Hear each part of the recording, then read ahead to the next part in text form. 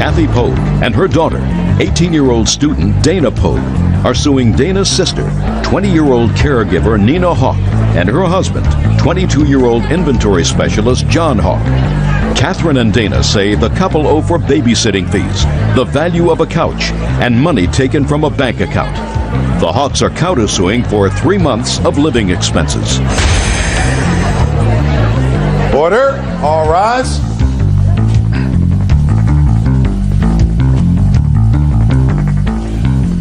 Your Honor, this is case number 135 on the calendar in the matter of Pogue versus Hawk.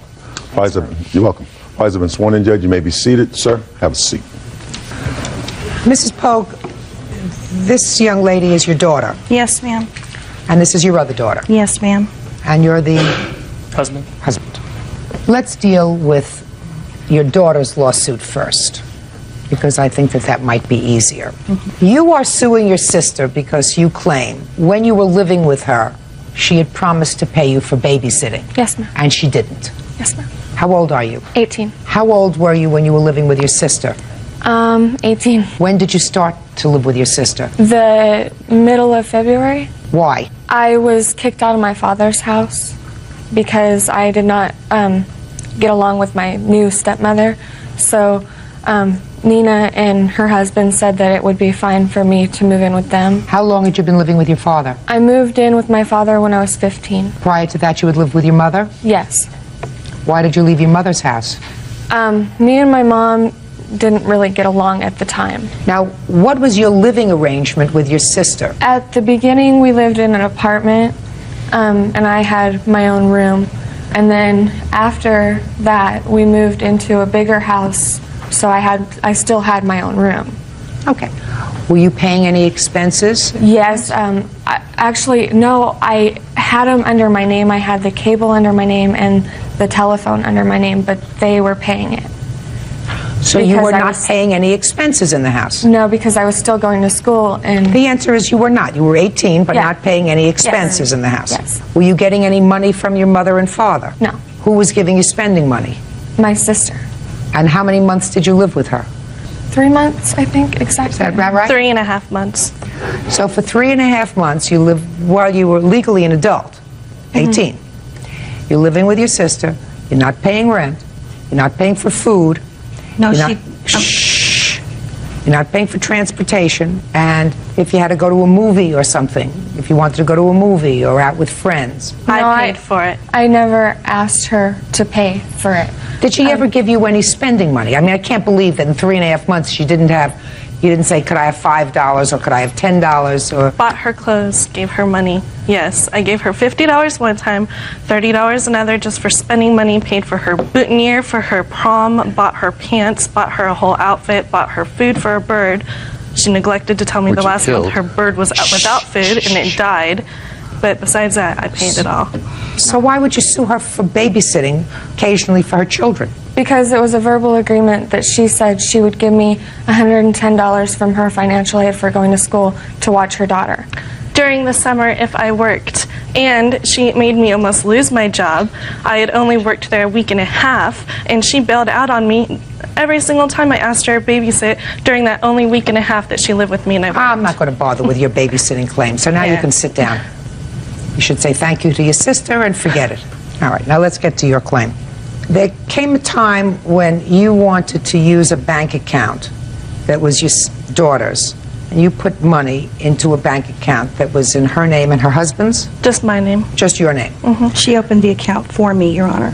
She couldn't get an account anywhere else. It was a favor. But then, when you moved that account, there were some outstanding checks, I gather, or outstanding debits, and they took part of the balance that belonged to your mother. You acknowledge that? Yes. How much did they take that belonged to you? $134.77, Your Honor. Okay, well, you are clearly owed that. Yes. Right? Yeah. She did not give me a chance to pay it, though. All right, $134.77. We called twice, Your Honor, and her husband said to me after on the offering phone, to make payments. no, before I even had any chance to say anything else, her husband said to me, quote unquote, take me to court. Lick my Your Honor. And that was very unbelievable. Yeah, sure is. I'm not the way to speak to somebody, sir. I'm just telling you. There's no excuse for that. She called. She called my mom's house because we didn't have a phone at the time, and told my mom what happened. So I think it was like 4 days later. I called her Colette. He said, I hear you're going to take me to court. No, just please. Okay. And I said, I hear my mom tells me you're going to sue me for money that was taken out of your account to cover our other account. And she said yes. And I said, and she wanted the money by the 1st. She said it was part of her rent money. And I said, I don't know if I can give you all that money by the 1st because my rent's also due. And she said that wasn't acceptable. She needed her money and that I was going to stiff her. And I said, well, then you then sue me. No, I'm telling you, sir, that what you said to her was uncalled for. Yeah, I agree. Oh, good. Then I don't have to yell at you anymore. Also, Your Honor, he told me that I couldn't see my granddaughter anymore. He's an idiot.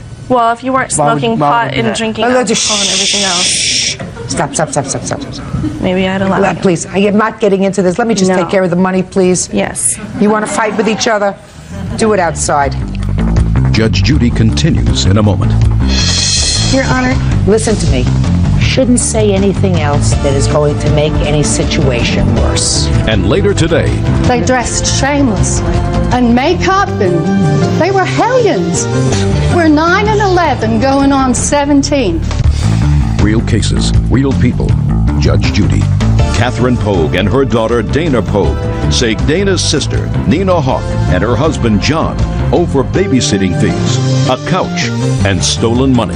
You have some nonsense here about a couch that you say you loaned to your daughter and she sold. Yes, ma'am. You sure you want to get into that? Ma'am, that was the agreement What? between her and I.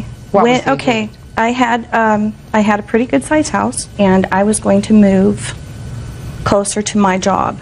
Go ahead. What year was this? The beginning of the year 2000. All right. You said take one of my couches. I said take both the sofa and the love seat. Please keep them in your control. If you decide to get rid of them, please, I would like them back. Or if you decide to sell them, this is how much I would like for them, because she said that her friend had expressed an interest in buying them. Come to find out, I asked her about them, and she said, oh no, Danielle has them in storage. And I said, oh, well then was Danielle going to buy them?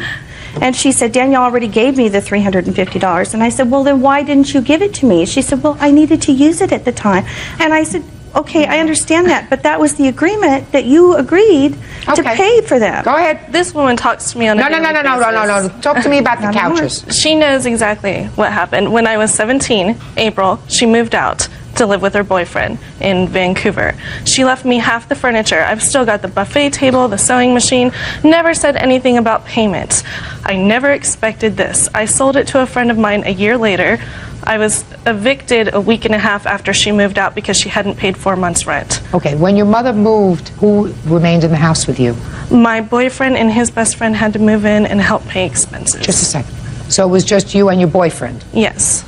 Is that accurate? Yeah, pretty close. Pretty close. Forget the couches. Judgment for the plaintiff on your claim for $134.77.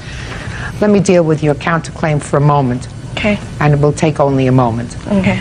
Your sister moved in with you, and your counterclaim is that your mother should pay for the 3 months that your sister lived with you. She offered to help pay out and never paid a I dime did to help. not, Your Honor. Oh, I'm sorry. Well, if you did not have what I consider a real contract with your mother, your sister she certainly is under no obligation to pay anything for your sister who had turned 18. So you want to tell me what financial contract you allege with your mother with regard to your sister's support?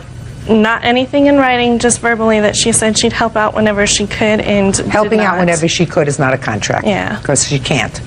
Because she's going to tell you that she can't. All right, so your counterclaim is dismissed, and on your claim you have $134.77. Okay. Listen, I don't know what caused all of this animus all of a sudden, because it sounds to me as if, despite its dysfunctional nature, the family had been working reasonably well. I love both my daughters dearly, Your Honor. Well, Your Honor, may I Yeah. ask you something? who are you? I talked to Just, Mr. no, how are you related to these people? He lives with me, Your Honor. And yes. he spoke with John It was- about the money owed. I'm the other person that was on the account. It was my money also. Just a second. Are I've you got proof related? that it Are you wasn't. related to any of these people in any way? No, Your Honor. Then I don't want to hear from you. They tried to say it was his. Love your show, by the way. Good. I love your silence. Your Honor. Listen to me. Shouldn't say anything else that is going to make any situation worse. Your Honor, I had no intention of doing that. I would like to tell you that the babysitting thing was, Dana did want to go out and get a job. They told her, no, please, we will pay you for babysitting. That was how that all came about. Ms. Polk, let me tell you something. I understand. If an 18-year-old moves in with a sister and her husband, and there isn't a lot of money Right. floating around, Right. it seems anywhere there's not I a know, lot of there money isn't. floating around. And it does cost money to have another human being in your house. Yes. I am positive that they extended themselves in certain ways financially. That's probably in order true, to yeah. have your daughter, Right. her sister, living with them. Whether it's for a pair of shoes or a pair of sneakers or something for graduation or an outfit or $5 to go to Right. the movies or whatever.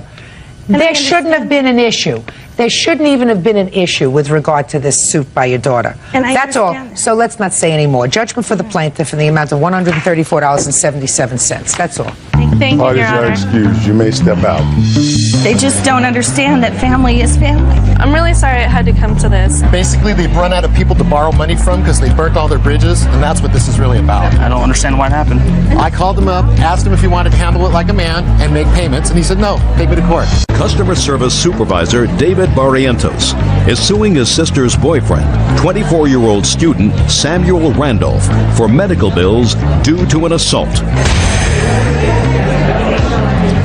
Come to order. All rise. Now, this is case number 160 on the calendar in the matter of Barrientos versus Randolph. Parties have been sworn in, Judge. You may be seated. Ladies, have seats, please. Mr. Barrientos, the defendant was or is your sister's boyfriend. Correct. Is he currently her boyfriend? Yes. Your complaint is that he and your sister had some sort of an argument, and later on that day you became, or the next day you became involved, and you claim he assaulted you. Correct. You want him to pay for your medical bills and for pain and suffering as a result of the assault. Mr. Randolph says he was merely defending himself. So why don't you tell me how this problem started with your sister? Well, on the evening of June 5th, 2001, my sister Gloria and my nieces came to my house stating that there had been an argument at their home between Joanne and Sam. So you have how many sisters? 4. So some of your sisters came to you and told you No, that- just my one sister Gloria and my 2 nieces, which are Joanne's daughters. told you that your sister, Joanna, Correct. had an argument with her boyfriend, and it had gotten physical. Correct. And what did they want you to do? And they wanted me to call the cops. Why And- couldn't they call the police? Well, because they said that Samuel had pulled the cords from the phones at the house. So my sister asked me to call the police and have them sent over to their house. You did that. I did that, yes, correct. And then what did you do? And at that time, I left my sister and my nieces at my home, and I went to my sister's house. And upon arriving there, my sister was there, hysterical, and their house was wrecked because Samuel had broken stuff in their house. And the cops got there, and she gave her statement, and I told her that my sister and her other 2 children were at my home, and to get her, and I asked her if she wanted to go to my house to get some belongings together and come to my house, at which time we did. And So upon Joanne came back to your house. Where's Joanne, by the way? That's you. And when we got to my home, we sat down and talked about the incident, and she said that she was... Why don't you step up here, please? Let me bring you back to June 5th. You had an argument with Mr. Randolph? Yes. Well, it was between my sister and him, but I, got in it and I broke it up, because I didn't want them to argue, it's family. Ultimately, you got into an argument Yes. with Mr. Randolph. Yes. Did it become physical? No. That's not true. No, physical, no. He did throw things around the house. In the house, yeah, the house was messed up. But All right, so it became physical. It wasn't just a verbal fight. It became physical. Did he rip the phone cord out of the wall? No. Well, then why would somebody have to travel? When I called David, I did tell him, that what was going on at the house and stuff. And I was probably the one that ended up calling the cops because I didn't want, for David to get there or for anything that, get any worse than it was already. Joanne, I understand that you're sitting on this side of the table, which is the defendant's side. But I want to bring you back to June the 5th. Were you upset? Yes, I was. Were you frightened? No. Did you spend the night at your brother's house? Yes, I did. Why did you spend the night at your Because brother's I had house to if you be at weren't work early in the morning. I had to be at work at 4 in the morning. So? So I didn't want to be late. I didn't want to. I wanted to go and get some rest before I had to go to work. Joanne, let me explain something to you. You have to say things that make sense. What time do you go to work every morning? At 4 in the morning. 4. And do you sleep at your brother's house every night? No, I don't. You sleep at your house every night. Yes. So on this particular night, you just told me you wanted to stay there because you didn't want to be late. Because my kids were already at his house. I wasn't going to run my kids back home and then back over there. It was How already long late. does it take? Like 25 minutes. He says it takes less, right? Correct. All right. Well, even if it takes 25 minutes, you take your kids home so that your kids are sleeping in their own bed. So you stayed at your brother's house because you were upset. Is that a fair statement? Yes. All right. And your brother was going to take you to work in the morning. Yes. Did you have your own car? Yes, I did. Where was your car? Gloria took it to go to the house. So your car was at your brother's house? Yes, it was. And yet your brother took you to work the next day, which is when this incident happened. Yes. Why did your brother take you to work the next day instead of you driving yourself? Because I was going to lend Gloria the car, that's why.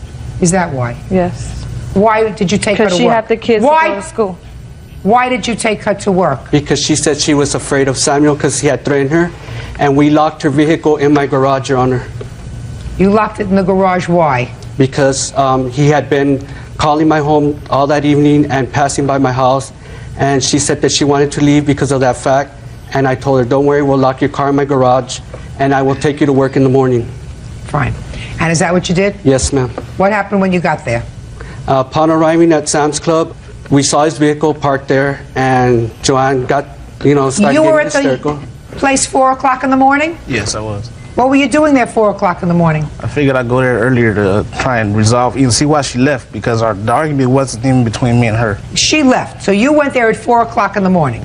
To talk to her to see why she was so caught up. And what happened when you got there? Well, when we got there, Joanne got off her car and she ran into her job. And just a minute. When you got there, did you all see his car? Yes, ma'am, we did. She didn't go up to his car. No, she did not. Is that right? Yes. Why didn't you go up to his car? Because I was going to work. I wasn't. You mean you didn't? I had 5 minutes to get in there, and I was not about to go and talk in the parking lot with my manager Not even to say hello. Not even to say hello. No, my manager's waiting for me at the door to go in. He closes the door after I get in. All right, stop. You think I believe you? Do you think I believe you? Think anybody believes the story that you're giving me? You went into the place because you were at that moment afraid of him and didn't want any confrontation with him. That's why you ran into your place of business. Go ahead. And after that, she ran into her job, and I went over to the car and I approached Samuel. You went over to his car? Yes, I did. Mr. Barrientos, that's your first mistake. But let's take it from there. Okay, Getting sir. out of your car and going over to his car was your first mistake. What happened when you got over to his car? When I got to his car, I was telling him that why was he there stalking my sister and waiting for her at 4 o'clock in the morning, and why does he continue to bother my family? Why can't he just leave my family alone? And he said that he was not going to leave my sister alone, that it was his fiance. And I said, no, she's not your fiance. He said, yes, she is. And he continued arguing, and we continued arguing about the incident. I told him, look, Samuel, I told him, I'm tired of all the abuse you've been giving my sister. I mean, I've never gotten involved with you guys before, but this has gone too far, and I'm just tired, and why don't you just move on and leave them alone? And he stated that he was not going to leave them alone, and that he had a gun in the car, and that he had a gun in the car which he was going to shoot me and my sister. And at that time, I gave my sister my cell phone to call 911, and when I turned over, he punched me, he got me by my shirt, and he slapped me into the corner edge of his door, at which time I dazed out, and he continued hitting me and threw me on the floor. He just continued hitting me on the floor. My sister came on, she yelled that she had called 911, at which time he got up and got in his car and left. Judge Judy continues in a moment. I grabbed him by his shirt, I threw him against the car, he falls to the ground, and that's when the fight broke out. Did you drive by his house at all that night? No, I did not. Yes, you did. Real cases, real people. Judge Judy. David Barrientos says his sister's boyfriend, Samuel Randolph, assaulted him in a fit of rage. David says Samuel was stalking his sister. What kind of injuries did you sustain? I sustained an abrasion on my left cheek and on my knees and bruises on my shoulder. Do you have any medical reports or photographs? Yes, I do. I'd like to see them, please.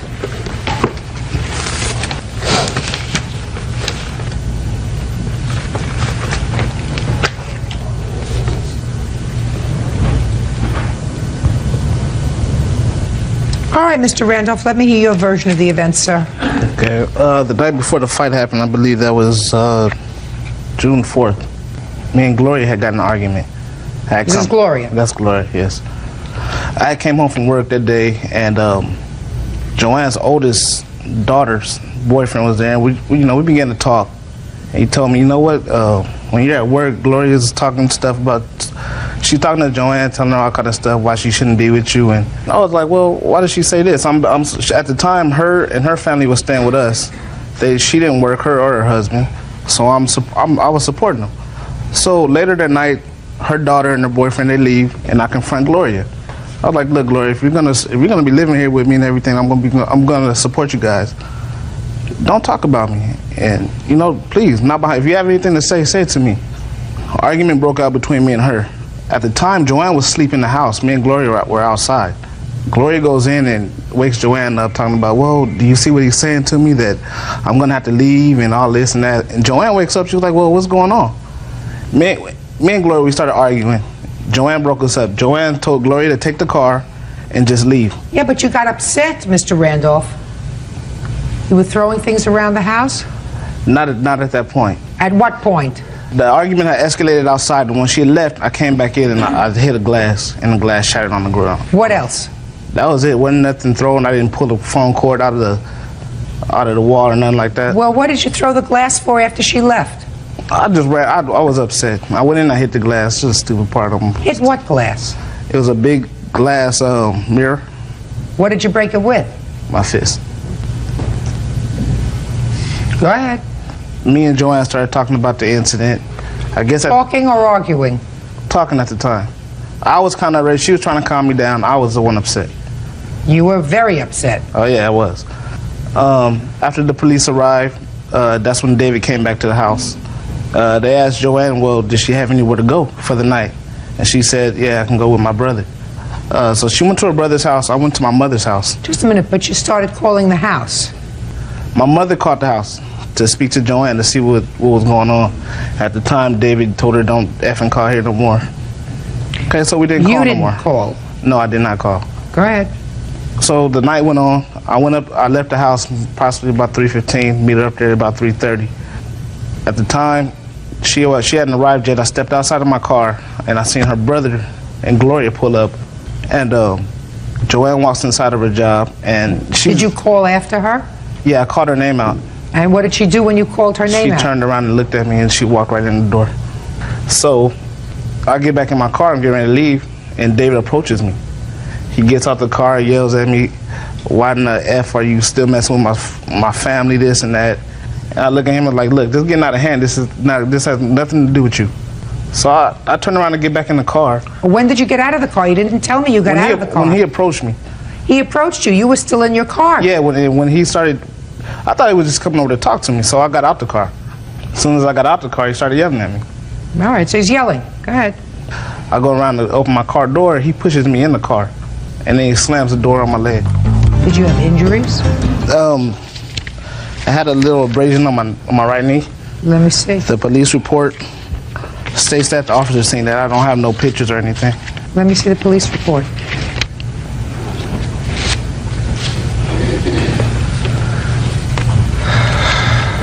Go ahead. So he pushed you in the car, and he slams the door on your leg. Right, my leg is still hanging out the door when he pushes me in the car. And he starts to walk back to his car. Well, I jump up, and I rush him.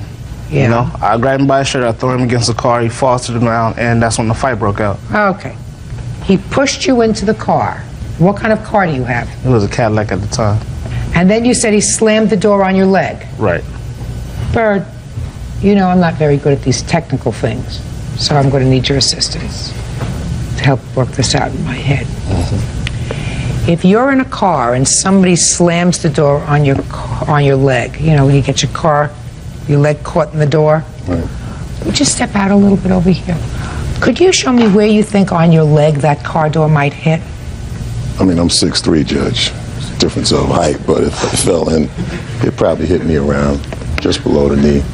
And where do you Around think the it calf might area. hit him? Usually just below the knee. I would say about the calf area. At the That's calf a good area. guess, yeah.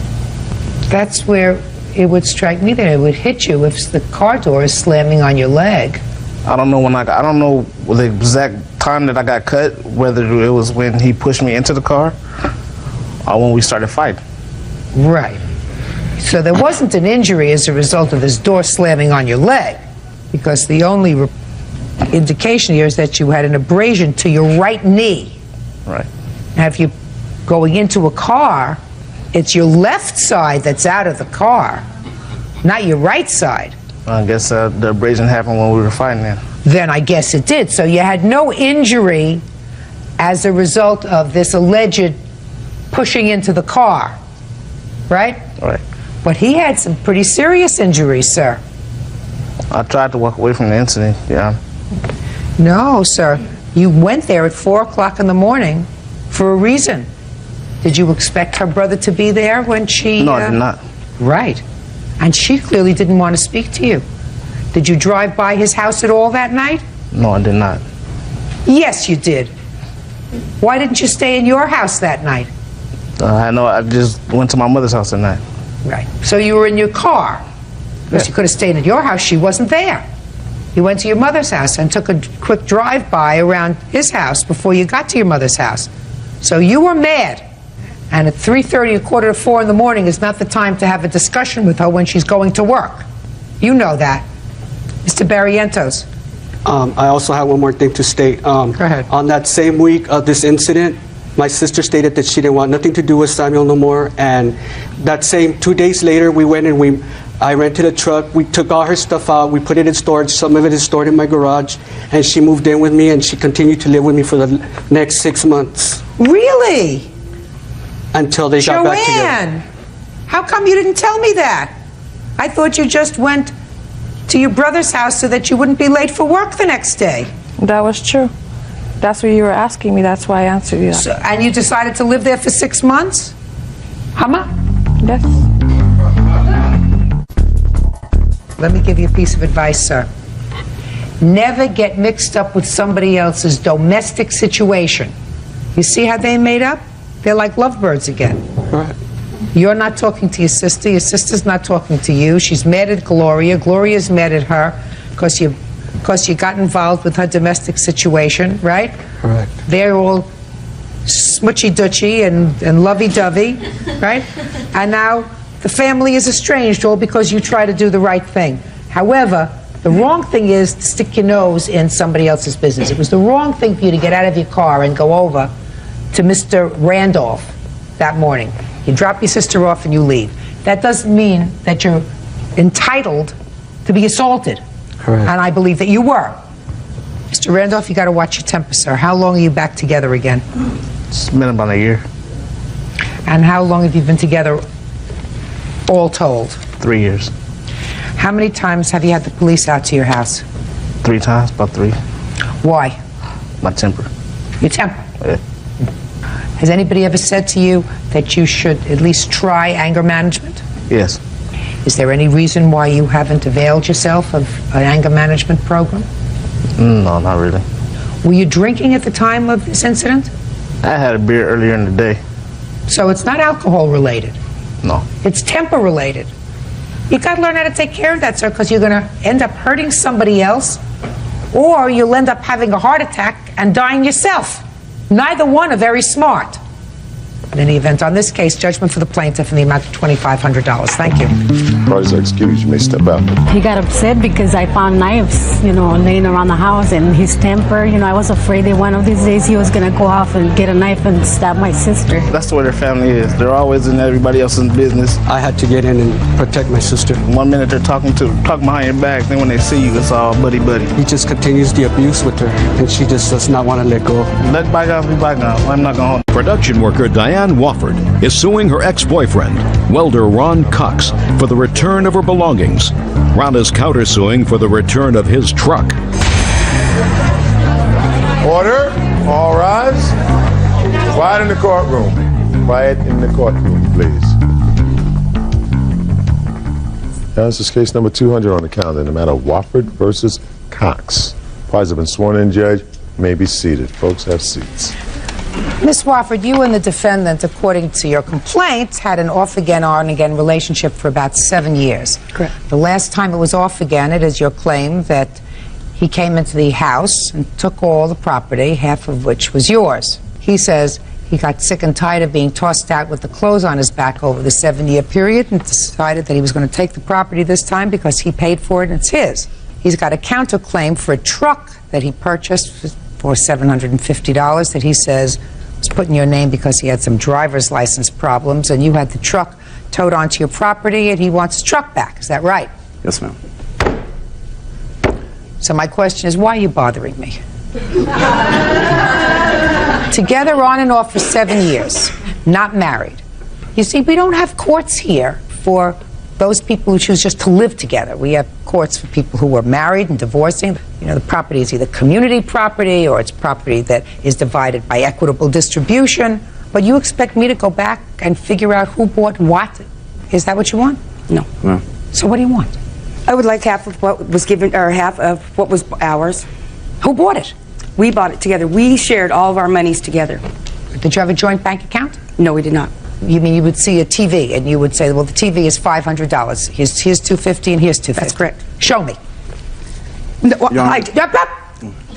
the burden is on her. Okay. Just listen to me. The burden is on her. Okay, I would be more than glad to show you proof of receipts, but when he came into my house after the day he broke the restraining order, they took all the receipts. They took the contents of the file came. So I have no receipts.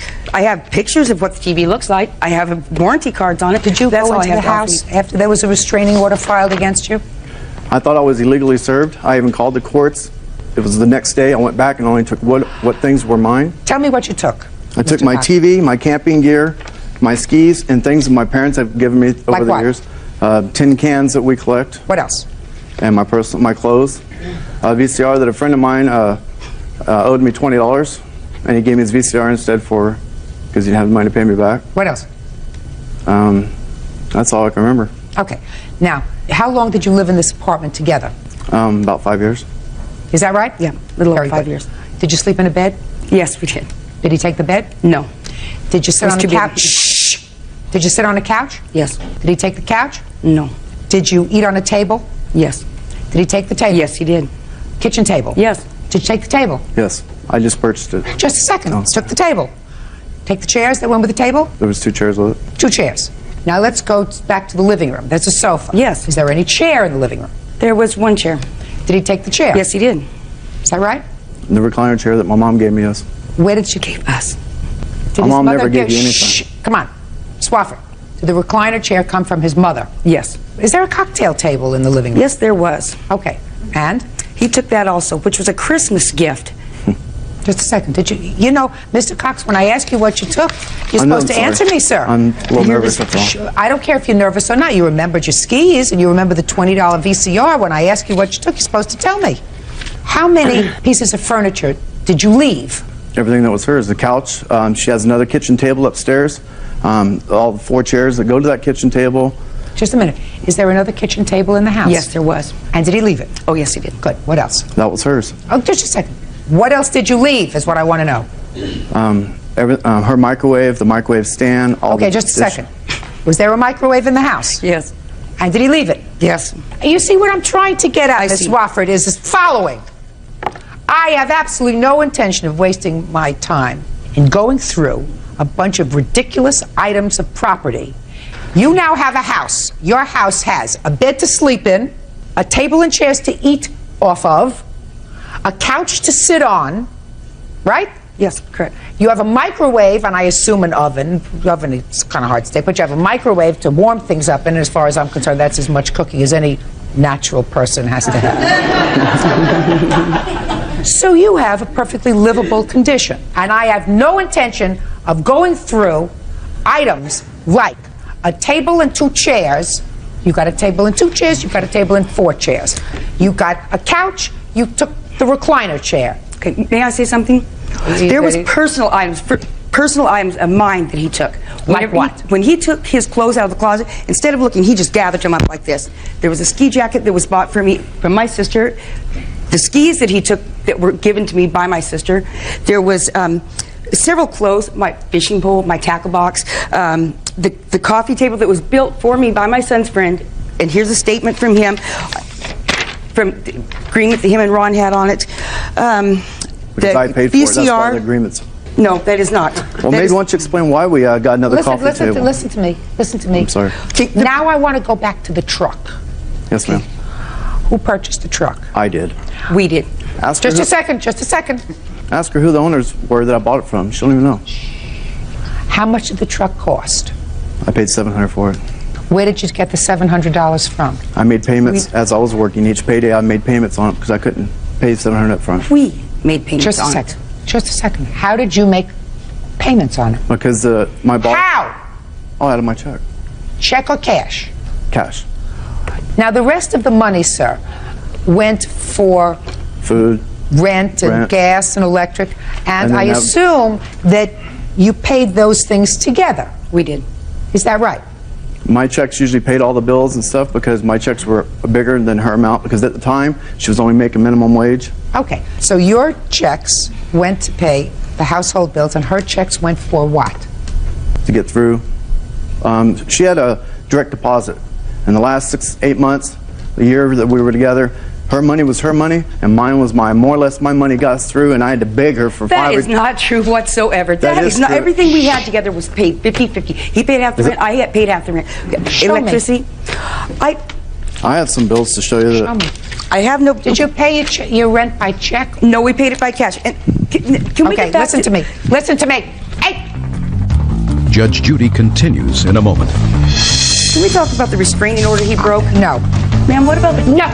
And later today... This is her signature, 213. No deposit.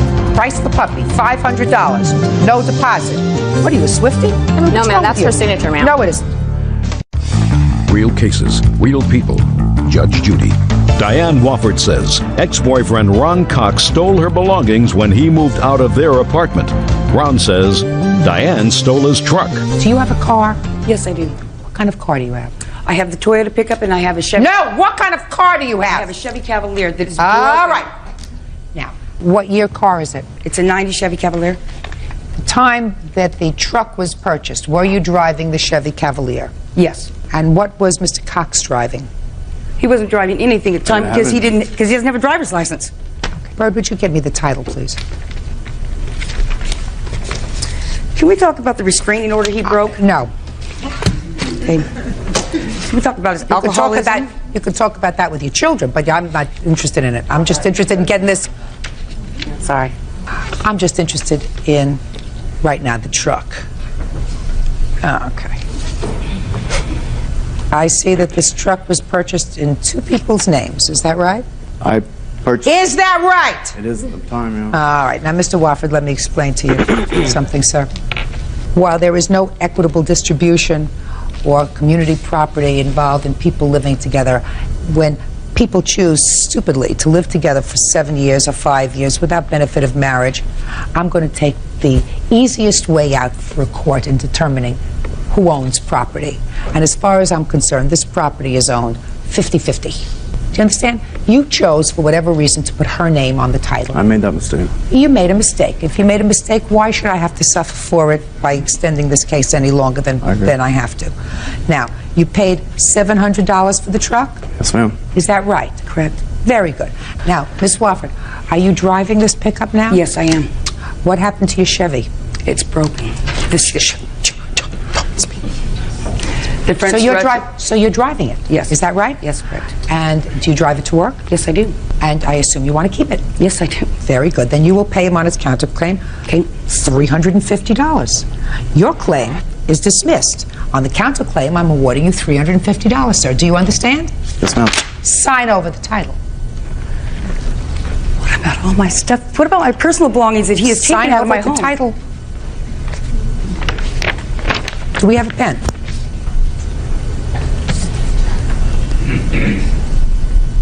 Your Honor, may I say something? No. Ma'am, what about the... No. You're getting a truck, Miss Wofford, that in all probability you had nothing to do with paying for, and you're getting it at a bargain price. Do you understand? I guess. Do you understand? Worth at least as much as the fishing pole you say that he took. And that somebody's skis that... Did you sign it, sir? Yes, ma'am. Perfect. Now, Bird, would you hand that over to Miss Wofford? And then, Bird, would you do me the last favor? Sure. Would you show them out? Parties are excused. You may step out. This man came into my home, ripped me off. I have a restraining order about his alcoholism problems this man has had. A whole relationship was abusive, both physically and mentally. He's a nothing. He's a no good. He'll always be a no good. 22-year-old cashier Jamie Walker is suing his former roommate, 19-year-old cashier Josie Noble, for the return of his belongings and for defamation of character. Josie is countersuing for unpaid rent and bills. Order. All rise. Quiet in the courtroom, please. All rise. Yeah, this is case number 1 on the calendar in the matter of Walker versus Noble. Parties have been sworn in, Judge. You may be seated. Folks, have seats. Mr. Walker, you and the defendant leased an apartment together. It is your claim that the defendant locked you out, she kept some of your property, and in addition, she showed around a private letter which caused you embarrassment. Yeah. The defendant says that you, in fact, broke the lease to the apartment. She is countersuing for your share of 4 months' rent. She said that she did not lock you out of the apartment. So when did you sign this lease? It was September 22nd of 2001. And how did you know the defendant? I used to work with her, and we were friends. So tell me when this problem started, around Christmas time? It was around Christmas time, December 21st of 2001. I had received a phone call, 3 o'clock in the morning, from my mother, stating that she was sick and that she wanted me to come down there to be with her. Where does she live? She lives in Virginia. Where is this apartment that you were living in? It's in Erie, Pennsylvania. Okay. The only thing I took with me was my clothes. A few days later, my mom got better, so I was going to come home, and I received a phone call from Josie stating that I am no longer allowed in the house because she thought I moved out. How many days later? It had to have been like 4 or 5. In the month of December? In the month of December. No. Okay. Had you paid your share of December's rent? Yes, I was paid up until January. None of that is true at Just all. a second, I'm going to get to you in a minute. All right, how much was rent? It was $240. I paid $240 a month. Josie, give me your version of what happened. Let's see, December 20th, I spoke to him on the phone, and I asked him if he had his share of the rent money. And the whole month, I was letting him go, just giving me $40 a week, and we'll just take it up from there, and he'd make it up to me at the end of the month. And when I talked to him, he said that he spent his share on presents. And I never once said that he could never come back to the apartment. Let's just get to, you're getting ahead of yourself. You're getting ahead of yourself. Now, what happened? He said he left December 21st. What happened? He left in the night. I never heard a phone ring at 3 a.m. I would have woken up. He would have woken up. Well, who's he? He is my boyfriend, or my ex-boyfriend. He was there at the time. Okay, I don't care whether you heard a phone or you didn't hear a phone. You woke up December 21st, and I woke up.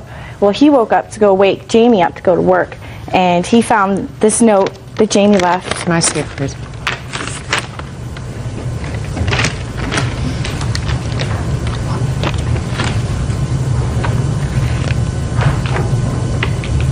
Did you write this letter? No, I did not.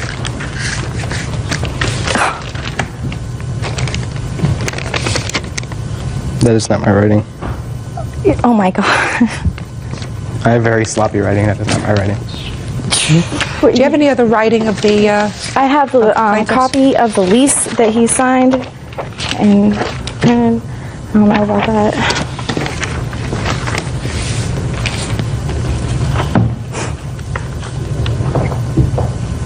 Well, but he's printing this. There should be a signature one right above my signature. Oh, I see. Yes, you're right. I think you wrote this. I did not write it. I think you wrote this, Mr. Walker. I'm just looking at the way you not only signed your name here, but printed it on your lease. It's exactly the same as the printing on this. Yes, it is. Okay. So you left. Yes. What items do you claim that Miss Noble kept of yours? Well, she has a computer. Well, you wrote here the computer is yours too. You can have my last paycheck. Give this to Dawn as proof. And you also wrote the computer is yours too. I did not give her the computer. Well, that's what you wrote, sir. But I didn't write that, I'm saying. Oh, I think you did. Well, she has a desk of mine too. A bed. She has some books, CDs. And when did you try to get back into the apartment, Mr. Walker? It was right after I got back. Okay. And you're on the lease? Yes, I am. Then you should have been let back into the apartment. Did you go to the police? No, I didn't know I could. Of course you did. If you have a lease to an apartment, you're on the lease. The landlord wouldn't let me back in there either. No, you go to the police. Put your hand down. I didn't ask for you. You know that you can go to the police if you're locked out of your apartment.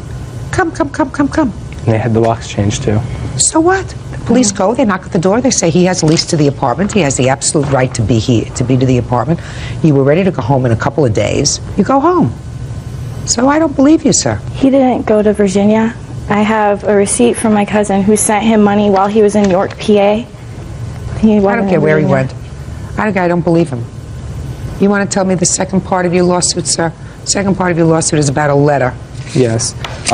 Miss Noble had gone through my room with all my stuff, and she had found a personal letter of mine, and she had given it to one of our co-workers, and in which in turn that co-worker had took that letter and spread it around work and customers too. Tell me about that letter. After he left that note, we waited a little while. He cleaned out the room, Jamie's room, and we found this little red binder that said, "Don't go through it."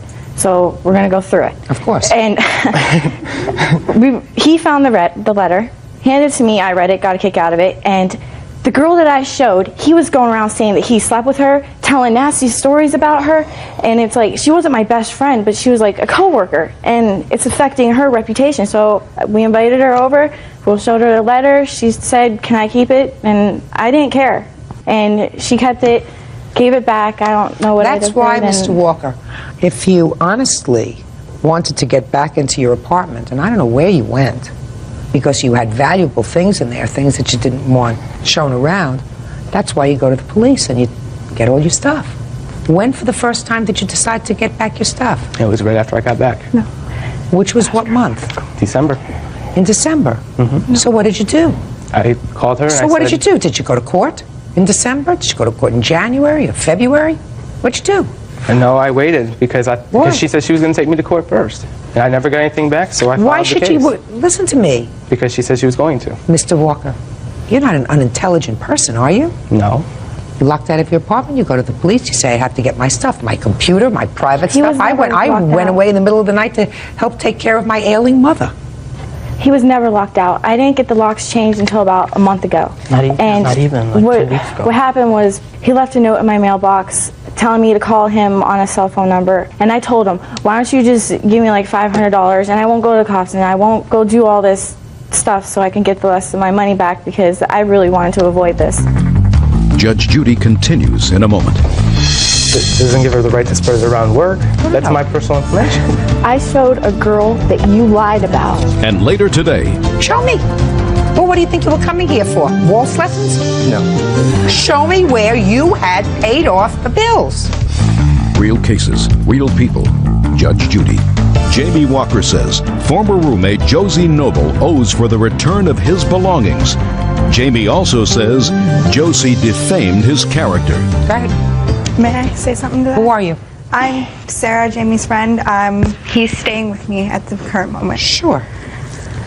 On the date that Miss Noble is talking about, when she had called, it is my cellular phone. She was really rude to me, ranting and raving about different things, saying that she was going to harm Jamie and that she was going to have people after him. What did she say she wanted? She wanted to talk to him. She wanted to talk to him now, and I said, well, he's unavailable at this moment. He had called her back, and they had talked about it for a couple hours, and I was at work for a couple hours. It was like an hour, approximately an hour. Yes. They had worked out to where she had said that he could not come get his things. She had also called me before on my cellular phone telling me that, wondering where he was at, and told me that he was not allowed to get his things and that they were hers now. That was not what was said on the phone at all. At all. I called there and... Whatever.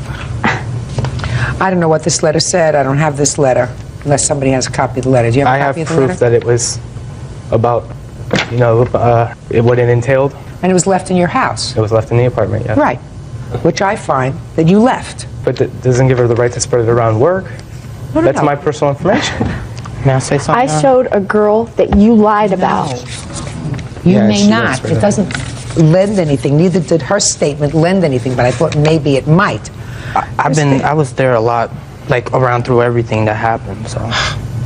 Spare me, would you please? He is suing for the following: for the return of his property. What personal property? A computer? A computer. A desk? A desk. A Yeah, bed. his desk? He doesn't have a desk. All there was a little nightstand thing. It's a stand. And a bed. And a couple books were left. Fine. Where are those things? The stand is still in the apartment, the bed is still in the apartment, and the books are still there. Great. I have my videos too, and my CDs. What about his movies? There are no CDs. There's probably like 2 movies I think I still might have, but no CDs. Okay. So what I'd like you to do is get the boyfriend to help you pack up his bed, his little nightstand, his books, and his videos. Pack them up. Put them out on the front of the house 5 days from today's date. He has 3 hours, from 12 to 3. If you're not there between 12 and 3 to get your bed, your nightstand, your books, and your videos, she has the right to get rid of them. Do you understand? Yes. Now let's get to the issue of the rent. Okay. You left the premises, and I find that you had no reason to leave the premises. Even if she locked you out, you had the right to get back in there, and I don't find that she locked you out of the residence. So from the time you left in December until the time she found a roommate, you are responsible for half your rent. Can I say something on that? Yes. Her ex-boyfriend now, he was living with us from the time that he moved, or that we moved into the apartment, until the time that I left. And after that, I know he was still staying there, as I know of. When you moved in September, was he living there? Yes. So that you knew he was living there? Yes. So? But that was your arrangement in September. He didn't move in afterwards, right? Right. So stop complaining. You have to pay until she. Who was your new roommate? She just recently moved out. She was my cousin's cousin. And how many months did she live there? 4 months. When did she move in? Or 3 months. When did she move in? I don't need her name. March. So the month of January and February, is that right? He wasn't there, and then you had a roommate in March. Is that right? Because he was gone for 4 months before I got her to move in. Doesn't sound right. $480 is what you owe her. Do you understand? Yes. However, we're holding the $480 until you get your property, which is going to be on the order. Do you understand? I think she might have only been there for 2 months or. Fine. So that's still only 2 months. Do you understand? Yes. Good. I don't care whether you agree with it or not. Do you understand it? That's all. But he was. maybe I shouldn't have went to go visit my mother. He's such a liar, and so is she. Nothing but a bunch of little lies, and I'm so glad that they're out of my life. Homemaker Horace Welch and his girlfriend, homemaker Lakeisha Webb, are suing their neighbor, home care worker Juanita Mack, for stealing a backpack that contained expensive rings. Juanita is countersuing for slander. Order. All rise. Quiet in the courtroom, please. Yeah, this is case number 331 on the calendar in the matter of Walsh Webb versus Mack. President sworn in, judge, you may be seated. Ladies, have seats, please. Mr. Walsh, for some reason which you will explain to me, you were visiting the defendant. You're a neighbor of hers? Yes. And you had with you a backpack. Yes. It's your claim that you left the backpack in her house and she refuses to give it back to you. Yes. And within that backpack, among other things, were your girlfriend's jewelry, rings and diamonds and valuables that you alleged that you were taking to be cleaned? Yes. Is that right?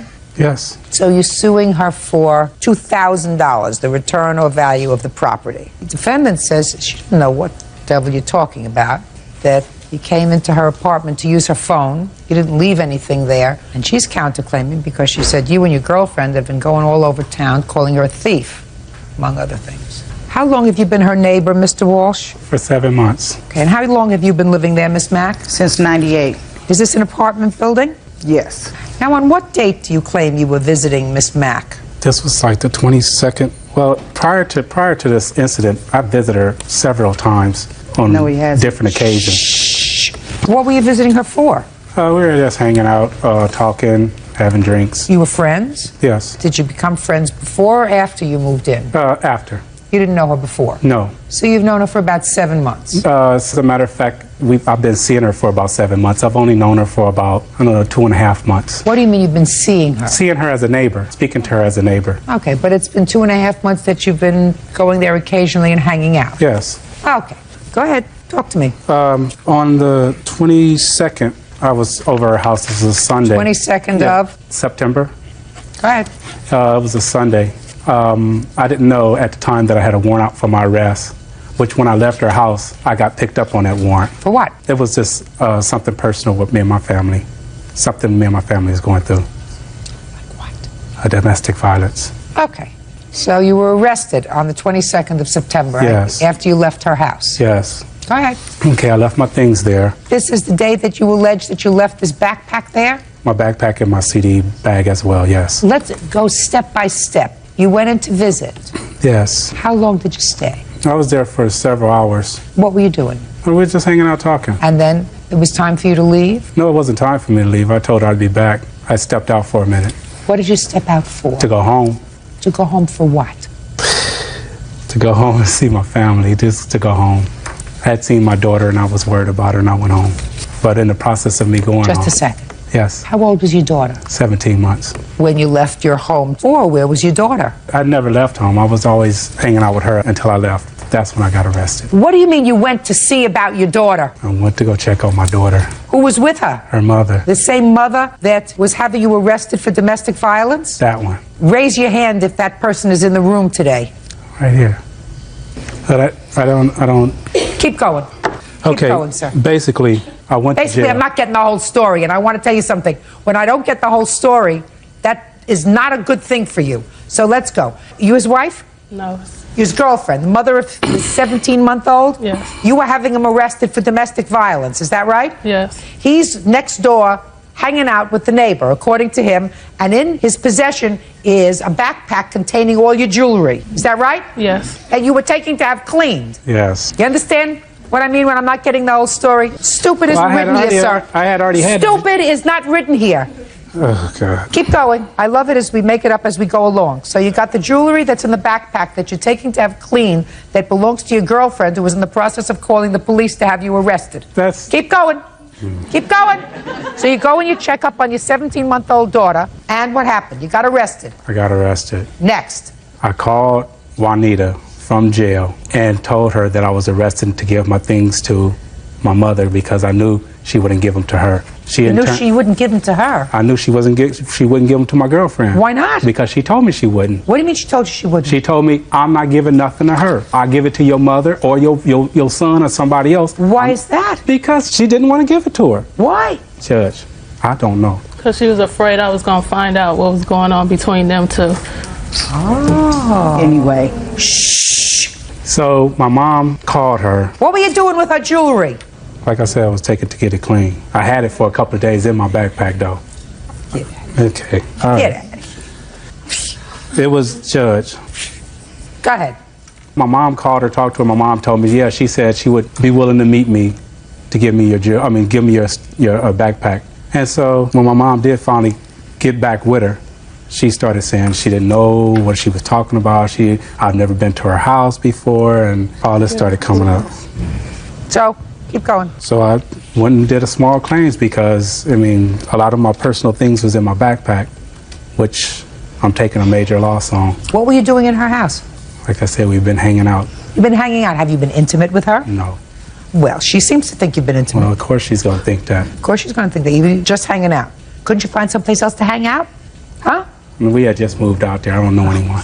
They were having domestic violence problems, entertaining our neighbors in the community. On the 26th, me and Miss Webb had a verbal altercation. It was me, my daughter was out there, and this lady sitting here, and several other little kids. What was the fight about? Because she said that he he gave me his backpack. One day, I say around mid-September, he did ask me if he could use my phone because he was locked out of their house. And I had seen him coming and going. I brought my phone out to the front porch and let him use the phone. He's never been inside my house, ma'am. The night before, when we had the altercation, me and her, the next morning, I get up to go to work. I work 2 jobs. My tires were slashed. Both our tires were slashed, both mine and Miss Webb's tires were slashed. And I have the police report right here. This is a log of my caller ID log from my phone, all the numerous of calls that I've been receiving from them, from her phone number, from the phone booth, and how many times the housing authority told me that if he can prove that I have their backpack, that he would evict me. So I'm worried about losing my housing because of a lie that he told this girl. And I had to have my phone number changed within 3 days of each other because of the calls from them. Okay, now, Miss Webb, how long have you been with him? 5 years. In the 5 years that you've been with him, how many times has he been in jail? Twice. When? Ooh, a year ago. For how long? For a year. For what? Possession. Of what? Of controlled substance, marijuana. I'll leave it with the possession of controlled substance. Okay? That I believe. Okay. When else was he in jail? And domestic violence. What does he do for a living? At the time, he's not working. When was the last time he had a full-time job, 9 to 5? A month ago. And how long did he have that job for? About 2 weeks. When was the last time he held a job for more than 3 months? 9 to 5, Monday through Friday? Right before he went to jail a year ago. So how does he support himself? Want to tell me that? He gets a check. He gets a check from what? From the state. What's the nature of his disability? That I don't know. Mental, I don't know. You have to ask him that, why he get the check. Yo, why do you get a check? For a mental. For what? Just have problems, Your Honor. But I would like to say something. Yeah. I do have a surprise witness that will let you know. I'm here. That I'm will ready. let you know. I'm ready. That will let you know that we've been knowing each other for some time. Fine. Bring in the witness. Thank you. The person's name? My mom, Joan Walsh. She had a conversation with her on the phone, and at the time they had a conversation, she said she would return her items. And at the... Bring her in. Walsh? Your Honor. Just a minute. Oh, okay. All right, you sir.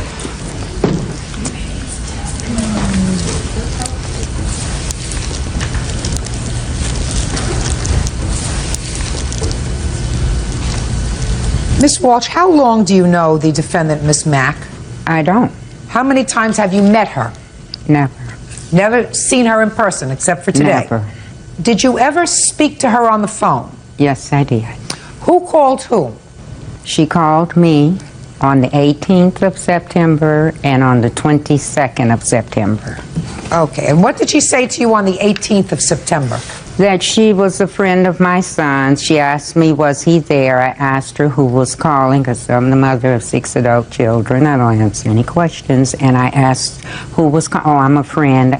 I'm the one that he's been over my house. And at that time, she told me her name was Regina. And then the following Sunday when she called me, she said Regina again at first. But Yes. I let her know that I was speaking with my son on the other line. And she said, well, I just finished talking to him, and he wants me to give you his belongings. I said, what are the belongings? She told me 2 bags. And I said, okay. I said, well, can you call me back because I'm speaking with my son, and I don't know how long he can remain on the phone. And I spoke with him about 20 minutes. And when I hung up, no one else had called me, and I started 69 her back. And I let her know how I had called her. And I asked her when could we meet so I can get my son's belongings. And she told me she would call me back. And when I talked back with her, she told me that she didn't know nothing about it. That she didn't know him or anything. Was her words. Then a couple of days later, I had gotten her number, and I called her on the 25th. And asked her. Where did you get her number from? From my son. Well, I thought you said you star 69 the number. That Sunday. I understand that. Yeah, that Sunday. But Just a second, but I Yes. understand that. But that was a person who identified themselves as a person by the name of Regina. I know, but when I click back over from my son, yes, he told me who she was, and then I told her. He told you, but she said, or the person who called you said their name was Regina. I know. And Twice, both times that the person called. Her name's not Regina. I know, but what I'm saying is when I click back over to let my son know that she was on the other line, this is when he said, not Regina, Mom, he said Juanita. And when I clicked back over, and she just said yes, and a couple of days later, she said, oh, Regina's my friend down the road or something, you know. Did you speak to her on the phone? No, ma'am. Never. Judge Judy continues in a moment.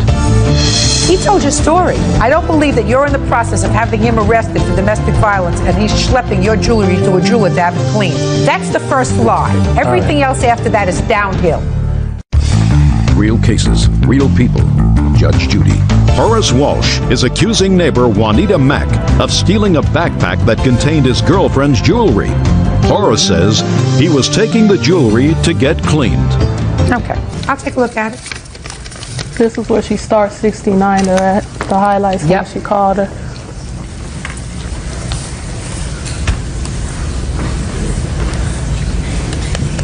You're talking about the September 22nd call where they don't have a full number, just a 521? Yes. Am I correct? That's when I started her back. They put the little stars on there. So they put the little stars there so that you can't tell what the number is. Is that right? No, so I can't call her. Yes. That's all I want to know. Am I correct? That you cannot tell, or am I reading this right? You cannot tell what number she starts 69. Is that right? Can't tell the last 4 digits. And then on the 25th of September, yes, your son gave you her number. Is that right? No, he gave it to me on the 24th, and I called Or her the on 24th? Yes. Right. Thank you very much. You can have a seat. Thank you. Then also, can I say something? Sure. I have a card from the case management at the housing where we live, where he was calling the housing, and they informed me where he was and where my stuff was, because they said they have seen him come in and out her house. You can't tell me what they said. Well, she just... You can't tell me what they said. That's hearsay. Okay. Listen to me.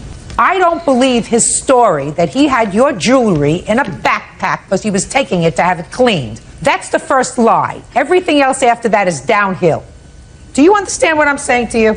Because he was taking it to be cleaned. I don't believe it. I don't believe that you're in the process of having him arrested for domestic violence and he's schlepping your jewelry to a jeweler to have it cleaned. But this happened some weeks ago. What I'm telling you is I don't believe that part of his story. And he said it to me with the same straight face as he's telling me the rest of it. I don't know whether she has your property or not. How am I supposed to tell? How am I supposed to tell? His mother never saw this person. His mother never saw her. Maybe he went to somebody else's house whose name is Regina, who lives 3 doors away. How do I know that? And then also... And she doesn't know that either because she never met her. But then also when we was arguing, her daughter was yelling, that's why he was over here. You should keep your man on a leash. And... So? He told your story. He told your story. You better stop talking about her. That's not accomplishing anything. Are you living in the same place? Yes. Well, you know, you want to make your lives miserable or you want to make your lives reasonable? I don't even talk to her. She the one goes out telling the neighbors what we're going through. The neighbors didn't know nothing about it until she's outside performing in front of the neighbors. Let me ask you this question. What are you going through with him? Nothing. With us. With us, no, she's going around telling the neighbors about our situation, our case, where we're going through, we going to court and all that. So, going to court for what? What were we here for? What we're here oh, you mean this case? Yeah. So you don't tell anybody that she's a thief? We haven't said anything I haven't about said her. anything to anybody about it. Did you advise the housing authority that she had in fact stolen your property? Well, the housing authority contacted me and told me where my belongings was. I didn't know nothing about it because when he left my house, that's when the police picked him up. And then that's when the housing authorities called me and told me he's been at Juanita's Mac house, so that's where he's been calling from. How do they know? The housing authority told you that your stuff was there because she told them that and then she denies it to the housing authority? You don't know. Well, listen, I don't know where your stuff is and I don't know where your jewelry is, quite frankly. I don't know. I can't decide whether or not she has your stuff. His story doesn't make any sense to me at all. His story, totally senseless. Doesn't have a ring of truth to it from the very beginning. So how am I supposed to take pieces of it that I don't believe and put together with pieces that I do believe to determine that she's a thief, that she took your property and won't return it? When I don't believe that in that bag was your jewelry on the way to the jeweler to have it steamed. Don't believe it. So your case is dismissed. Now, as far as your counterclaim is concerned, I have no idea whether or not she's been torturing you and harassing you. If she has been, I suggest you file a criminal complaint. Well, listen to me. I suggest if she has been harassing you on the telephone, that is a felony, that you file a criminal complaint. Do you understand? Yes. The two of you live together in the same complex. If you want to make each other's lives and your family's lives miserable, you'll continue to do so. If you file a criminal complaint, and if there is a hearing, and if either one or both of them are convicted of harassing you, you certainly have leave to come back to any small claims court and file a civil complaint. Do you understand? Yes. Perfect. Good. So your counterclaim is dismissed. Goodbye. Parties are excused. You may step out. Pretty much satisfied as long as the harassment and everything cease to assist. I have no thoughts, man. Wrong place, wrong time. Trying to be a nice neighbor. Jewelry and personal items. I don't have this man's backpack or any of their belongings. Would you like to see the list? He is a pathological liar. I knew what he was doing. He was taking them to be clean because I asked him to. They put on performances for the neighbors with their domestic violence situations. She has even stabbed this man outside in the yard. Once he went to jail and she wouldn't return the stuff. He should have told her the truth in the first place, which he didn't. And that got me involved. Yeah, it's created this whole thing, man. My tires were slashed. I have phone records of them calling me, saying all kind of nasty things to me. Yeah, I'm telling you, I created this whole thing. That's wrong. Stay blessed. And now the next case. All parties in the matter of Moore versus Muhammad. Step forward, please. Pharmacy technician Tracy Moore is suing her ex-boyfriend, private detective Busharat Muhammad, for an unpaid loan to get his car out of the shop. Busharat is countersuing for medical bills as the result of Tracy's harassment. Miss Moore, you claim a loan, a small one, of $200 to the defendant who at some point was a boyfriend of yours. Yes. Mr. Mohammed says there was never a loan. You did, in fact, give him $200, which is the amount you're suing for, but that was for work that he was doing for you in his capacity as a private investigator. Mr. Mohammed has filed a counterclaim alleging that because you harassed him for this $200 over a long period of time, he developed an ulcer, and he would like you to pay some $2,000 for his medical bills. Correct? Yes, ma'am.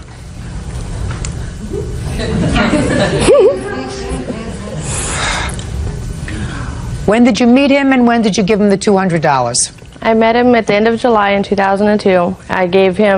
I loaned him the $200 on September 2nd in the agreement that he was going to pay me back. September 2nd? Yes, ma'am. So did you start to date him? Were you dating him in July and August? You could say that, yes. What do you mean? I don't want to say that. I want to know if you want to say that. Sorry. It was more of he starting to take control of me and was making me call him all the time, and so I guess he was claiming me as his girlfriend, yes. I don't know what that means. Your Honor, she's lying. That's why she can't even tell the court straight what's going on. I'm going to get to you in a second. Did you go out to dinner together? No, ma'am. Did you go to a movie together? No, ma'am. Did you go visit a park together? No, he was always... A zoo? No. I don't want to hear anything. Did he come to your house? Yes. For dinner? No, ma'am. Did you have an intimate relationship? Yes, ma'am. Tell me about this $200 in September. He asked me to loan him $200 so he can get his car out of a shop. Tell me where you were when you had this discussion. In my apartment. And exactly what did he say to you? He asked me if he could borrow the $200 so he can get his car out of the shop, and that he would pay me back within 2 days when he got his money. And then he took me to the bank to cash my check, and that's when I gave him the $200. And what happened on September 2nd? After that, you didn't see him anymore? He didn't come over, and I would try and call him, and he told me to stop harassing him, and he would hang up on me. Okay. Okay, Mr. Mohammed, let me hear you, sir. Yes, ma'am. First of all, Your Honor, we never dated. We had a friendship, but we never dated. That's why she couldn't get it straight. I never told her my car was in the shop. She came to me. She said that her mother was trying to... Just a second. She came to you where? Well, we were at her house talking. So you were at her house? Exactly. She didn't come to you? No, we were at her house. You went to her house? I went to her house to visit her. Go ahead. She said that her mother was her mother was really upset. And I said, about what? And she said, well, because she is trying to get money from her ex-husband, trying to garnish his wages. I said, well, I did investigation part-time before. If you want me to try to help you, I can save her a lot of money by taking her down to the court places where you could buy the paperwork, show her how to fill the paperwork out. She could do it herself. You were going to take her to the courthouse? No. To where? I have a client of mine that owns a store where he sells paper, you know, the packets that show you how to file on landlord disputes and certain things, small yes. things, individual. So you were going to take her to the store? Yes, ma'am. And get her the right set of forms? Exactly. Go ahead. And she said, yes. She said, well, I told her, well, for a flat fee of $200, I would do that. Ms. Moore said, I'll give it to him when I get my check in the mail. Okay, so that's what you say it was for. You took her to the bank, she gave you the $200. Exactly. And that was on what date, sir? That was around September the 7th or 8th. Okay. Now, when did you take her mother to the store? I never did. You never did? No, ma'am. Well, that's what you were supposed to do, according to your answer, Mr. Mohammed, for the $200. Exactly. So you didn't do what you had said you were going to do? No, ma'am. I didn't. Why not? Because I tried to contact her mother 3 days in a row. In fact, after I got the money the next day, I called her. I said, look, we need to try to get down there and take her to the stationery store. Okay, so you didn't get together with the mother, so keep going. So she called me about 2 days later and said, I want the money back. Right. I said, I don't have it right now. I said, my thing was to help your mother. She said, well, I need the money. She said, because I got to pay bills and feed my children. I said, well, I don't have it right now. She said, well, you better get it. You're a hustler. I'm a hustler. You're a hustler. I'm about as much hustler You're a as you are. hustler. You're a hustler, Mr. Mohammed. Let me tell you why you're a hustler. Because I read your answer very carefully. Let's understand what you've just testified to before I get to it. You said to me that this was not a loan. Right. This had nothing to do with your car. Exactly. You said to... Don't agree with me, sir. You said to me that you were having a discussion with her. She said her mother needed to do some work to get some alimony or support from her ex-husband. You had a friend who had a stationery store. You were going to take her mother down there and make sure she got the right forms. That's not something that costs $200. No, let me finish. I'm finishing now, but that's what you were going to do. And then, for one reason or another, within a day or two, you realized that this wasn't going to come about. You weren't going to take her mother down to get the forms, and therefore you had done nothing so far. Nothing for that $200. Now let me read from your answer, sir. In August, she hired me to do some investigating on her mother's ex-husband. I made them a deal that I would do the work for a flat fee of $200 up front. I got started on the case. What case? Going to your friend's store? In any case, I started the work, and the few days I put in on the case are worth more than $200. That's what you swore to. You did nothing. Nothing. So, why didn't you give it back to her? Because she had people coming over to where I live at, threatening me on the phone. Why didn't you just give her back the $200 or say to her, I'm sorry, Miss Moore, I shouldn't have spent it before I did anything, but I spent it. I told her that. Did you tell her you would give it back to her? I did tell her that. Did you tell her when? I told her to give me a couple of weeks. So why, Mr. Mohammed, did you swear to, in your statement to me, that you had already done work on the case? Why didn't you just say, I told her that I would give her back her money, just give me 2 weeks, I didn't have it. Why didn't you write that in your answer? Because I did tell her that. I did tell her I would give her the money back. You didn't tell that to me. Even though I initially had started, even though I contacted her 3 days in a row to contact her mother. I even met with her mother. Her mother came by and I talked to her mother. You're getting the whole thing? I went to her house and talked to her mother. You're getting the whole thing, right? All right, let's get to your counterclaim. So she bothered you. She called you 50 times a day. No, she's sending people over to my house threatening me with terroristic threats, physical violence. And that gave you an ulcer? That's not how you go about getting your money. That gave you an ulcer? Well, what gave me ulcer was deciding, well, should I kill these people for threatening me over $200? Or should I try? Because people don't understand. Little small things start great wars. And these people were threatening me with physical violence about $200. I'm not no punk or pushover. So if they got to bring a life to take a life, my point is that they come to take my life, I'm going to take theirs, even if it's about $200. Good. Okay. Judgment for the plaintiff for the amount of $200. Thank Your you. counterclaim's dismissed. Thank you, Your Honor. Parties are excused. Ma'am, wait here. The woman that's threatening to send people over and threatening me with physical violence, did she get in the court acting like she's an innocent victim? The only time I sent anyone to his house was when he said he had the money, but he had no way to get to my house. She could have stopped the terroristic threats. That was his main excuse. I don't have a ride. Rule number 1 when dealing with the devil is don't. I have not loaned anybody money since that day, and I won't do it. And now the next case. All parties in the matter of Bowles versus Mitchell. Step forward, please. 24-year-old student Crystal Bowles is suing her former friend, 23-year-old waitress Tiffany Mitchell, for the return of a laptop computer. Tiffany says Crystal gave her the computer a year and a half ago. Miss Bowles, Miss Mitchell was a friend of yours. You claim you loaned her a computer. She refuses to give it back. Miss Mitchell says it was a gift. Yes, ma'am. How long have you known her? I've known Tiffany since I was 10 years old, about 14 years. Okay, so you've known her a long time. Yes. And when did you loan her this computer? Month and year? February of 2001. So a long time ago. And why did you loan her the computer? She had enjoyed being on my desktop computer. I lived with her for a short period of time and... Lived with her in her home? Yes. For how long? 30 days. Were you between homes when you lived with her? Yes. Did she charge you rent? Yes. She did? For the 30 days? What did she charge you? I believe it was $200. Is that right? Yes, ma'am. My boyfriend was the one that charged her. Okay, so you lived there for 30 days. She enjoyed working on your computer, and? And when I moved out, I agreed that she could use my laptop computer for $20 a month.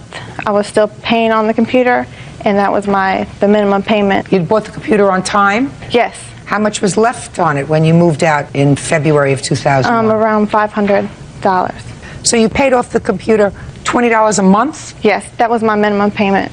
Okay. Now, she had the computer for a long time. Yes. How come you wanted it back a year and a half later? I started going to school again, and I'm taking 2 internet classes, and I need a laptop computer for the internet classes. Like when I'm not at home, I can just hook in. Between February of 2001 and 2 months ago, had you ever asked for the computer back? No. Had you ever complained to her that she hadn't made the payments? No.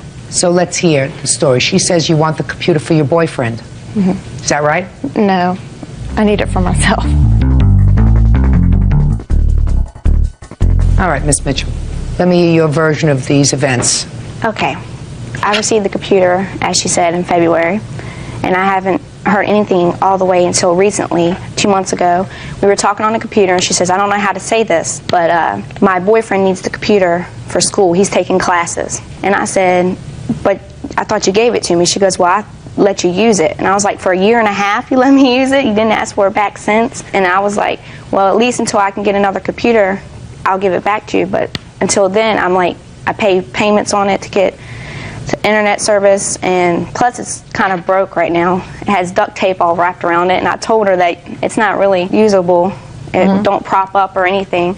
So, Ms. Bowles, I'm going to ask you the question again. Do you need the computer, or does your boyfriend need the computer? I need the computer. Do you have a boyfriend who also needs a computer? No. Why would she say that you wrote her an email indicating, I don't know how to tell you this, but my boyfriend needs a computer? Why would she say that? Because me and Tiffany are very close friends, and I was worried that she would get upset with me for asking for the computer back because I know how much she enjoys it. Well, because you gave it to her. Yes, you did. Sure you did. When you left, you had another computer. Is that right? Yes. When you left, you had another computer, and you weren't using this laptop. You said, here, take this one. It's old, and I don't use it. I'm a full-time college student, and I'm a single mother. I wish I had the abilities to give my friends laptops, but I don't. You gave her one. Case is dismissed. Parties are excused. You may step out. I did not give her the laptop. I was told that it was just sitting there collecting dust, and at least it'll get some use. My full intention was for her to pay me. It's really a broke computer. Nobody can really use it anymore. I hope that we can still be friends. I'm pretty sure me and her will go back to being friends again because we've been friends for so many years. I hope this can just be water under the bridge. It's pretty stupid, I guess, to argue about it. Don't loan friends computers. Get it in writing. That way you know for sure if it's yours to keep or not to keep. Legal assistant Robbie Gibbs is suing her former babysitter, 16-year-old Clarissa Thompson, and her parents Ethel and Paul Thompson. Robbie says, while babysitting her children, Clarissa ran up her phone bill. The Thompsons are countersuing for their daughter's unpaid babysitting fees. Order. All rise. This is case number 79 on the calendar in the matter of Gibbs versus Thompson. Parties have been sworn in, Judge. You may be seated. Ma'am, have a seat, please. Miss Gibbs, the defendant's daughter, I assume this young lady. Yes. Is a babysitter for you. Briefly, yes. And your lawsuit wants her parents to pay for the following, because she's a minor. Correct. She ran up a phone bill from your house? Mm-hmm. So you want them to pay for the phone bill? Correct. And you want a return of the money that you paid her for babysitting? Yes. Because you say she was not a good babysitter. Not exactly because she wasn't a good one, but more or less she was not attending to them. Okay, that's your lawsuit. The Thompsons have a counterclaim, and the Thompsons want you to pay more for babysitting, because they say that you owe their daughter for babysitting. And they say that they also want punitive damages because they say that you were a bad influence on their daughter, which they will explain to me. So let's see where we can fix some responsibility here. What is your first name? Clarissa. When did Clarissa start to babysit for you? Early February. I probably have an exact date in my calendar. Yeah, early February, like around the 9th, I believe, is the first time she babysat for me. And how did you find her? They lived above me in the apartment complex and had talked about babysitting and asked her to come over a few times prior to that. Who did you talk to? Clarissa. Directly? Yes. So that all the arrangements that you made were with Clarissa? Yes, ma'am. And you arranged a fee? Yes.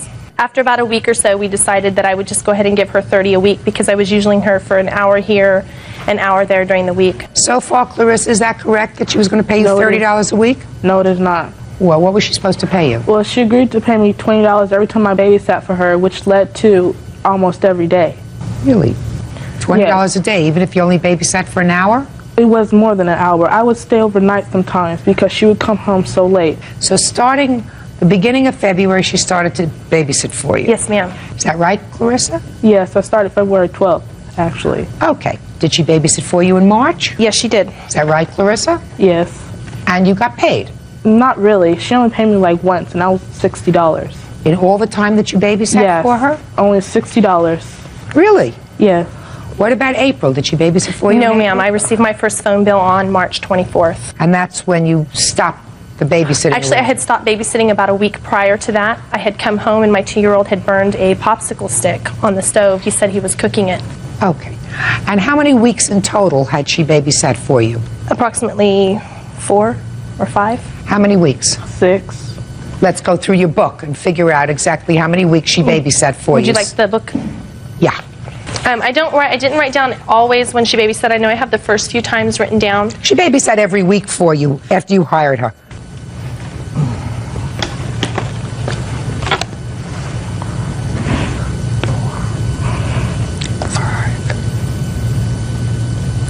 She babysat for you for 5 weeks. Now, according to you, you were supposed to pay her $30 a week. February 22nd was the first time I gave her $30. So I would imagine it would have been the first part of that week that we had made that agreement. Well, then it's 4 weeks. Okay, so 4 weeks times 30 is $120. Now, how much had you actually paid her? I've actually paid $140 because of the time prior to that. So according to your records, you're all paid up. Yes, ma'am. Okay. Now, tell me about the phone bill. Clarissa would use the phone when she babysat, and from the very beginning I told her I did not have a problem with her using the phone, not to make long distance calls. I'm a single mother. I don't have means to pay for long distance. I don't use long distance myself. I received my first bill on March 24th, I believe it was, that I put on there, and the long distance charges for that month were $308.40. Who were you calling, Clarissa? It was an ex-boyfriend of mine at the time. Did you know that that was the wrong thing to do? When I first started babysitting for her, she told me that I had all privileges of the phone. She never told me not to make long distance calls. Well, did you make those long distance calls in your own house? Sometimes. What do you mean sometimes?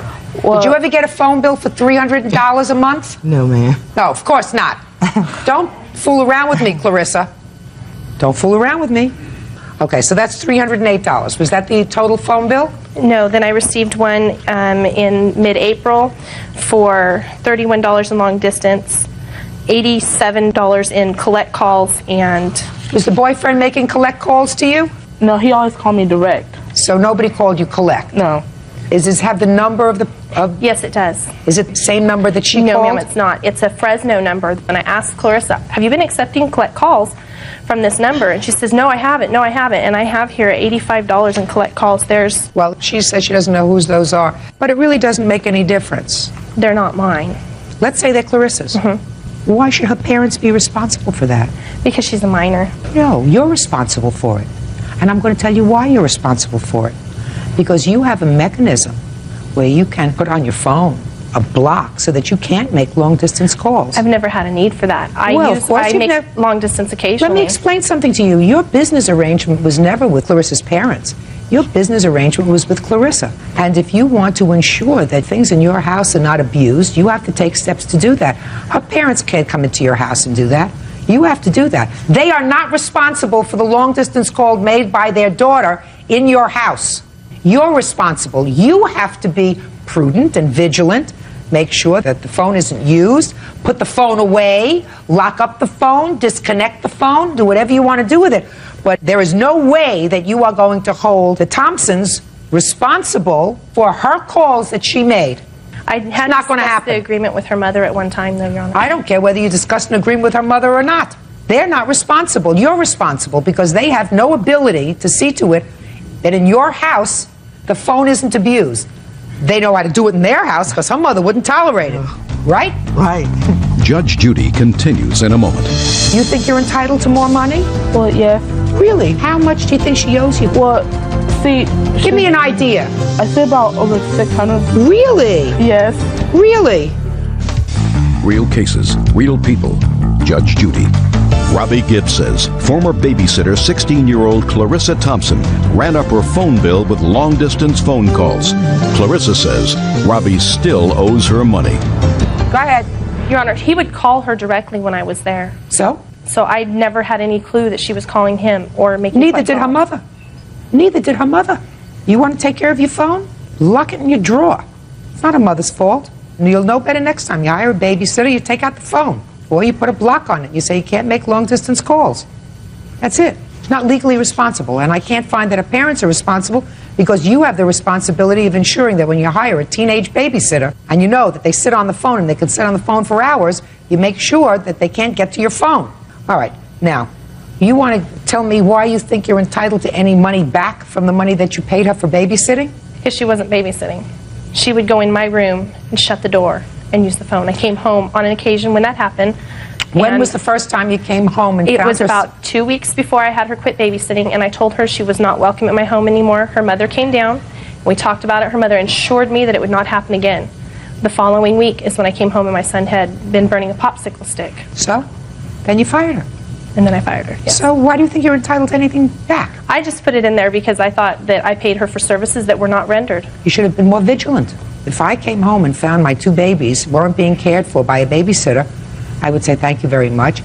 I'm paying you for the day. You're not welcome back here anymore. Which is what I did. No. And then her mother you had a came down and conversation spoke with with her me. mother, and her mother assured you it wasn't going to happen again. Come on. Get real. All right. Now let's get to your counterclaim, if you're serious about it. You think you're entitled to more money? Well, yes. Really? Why don't you tell me why you think you're entitled to more money?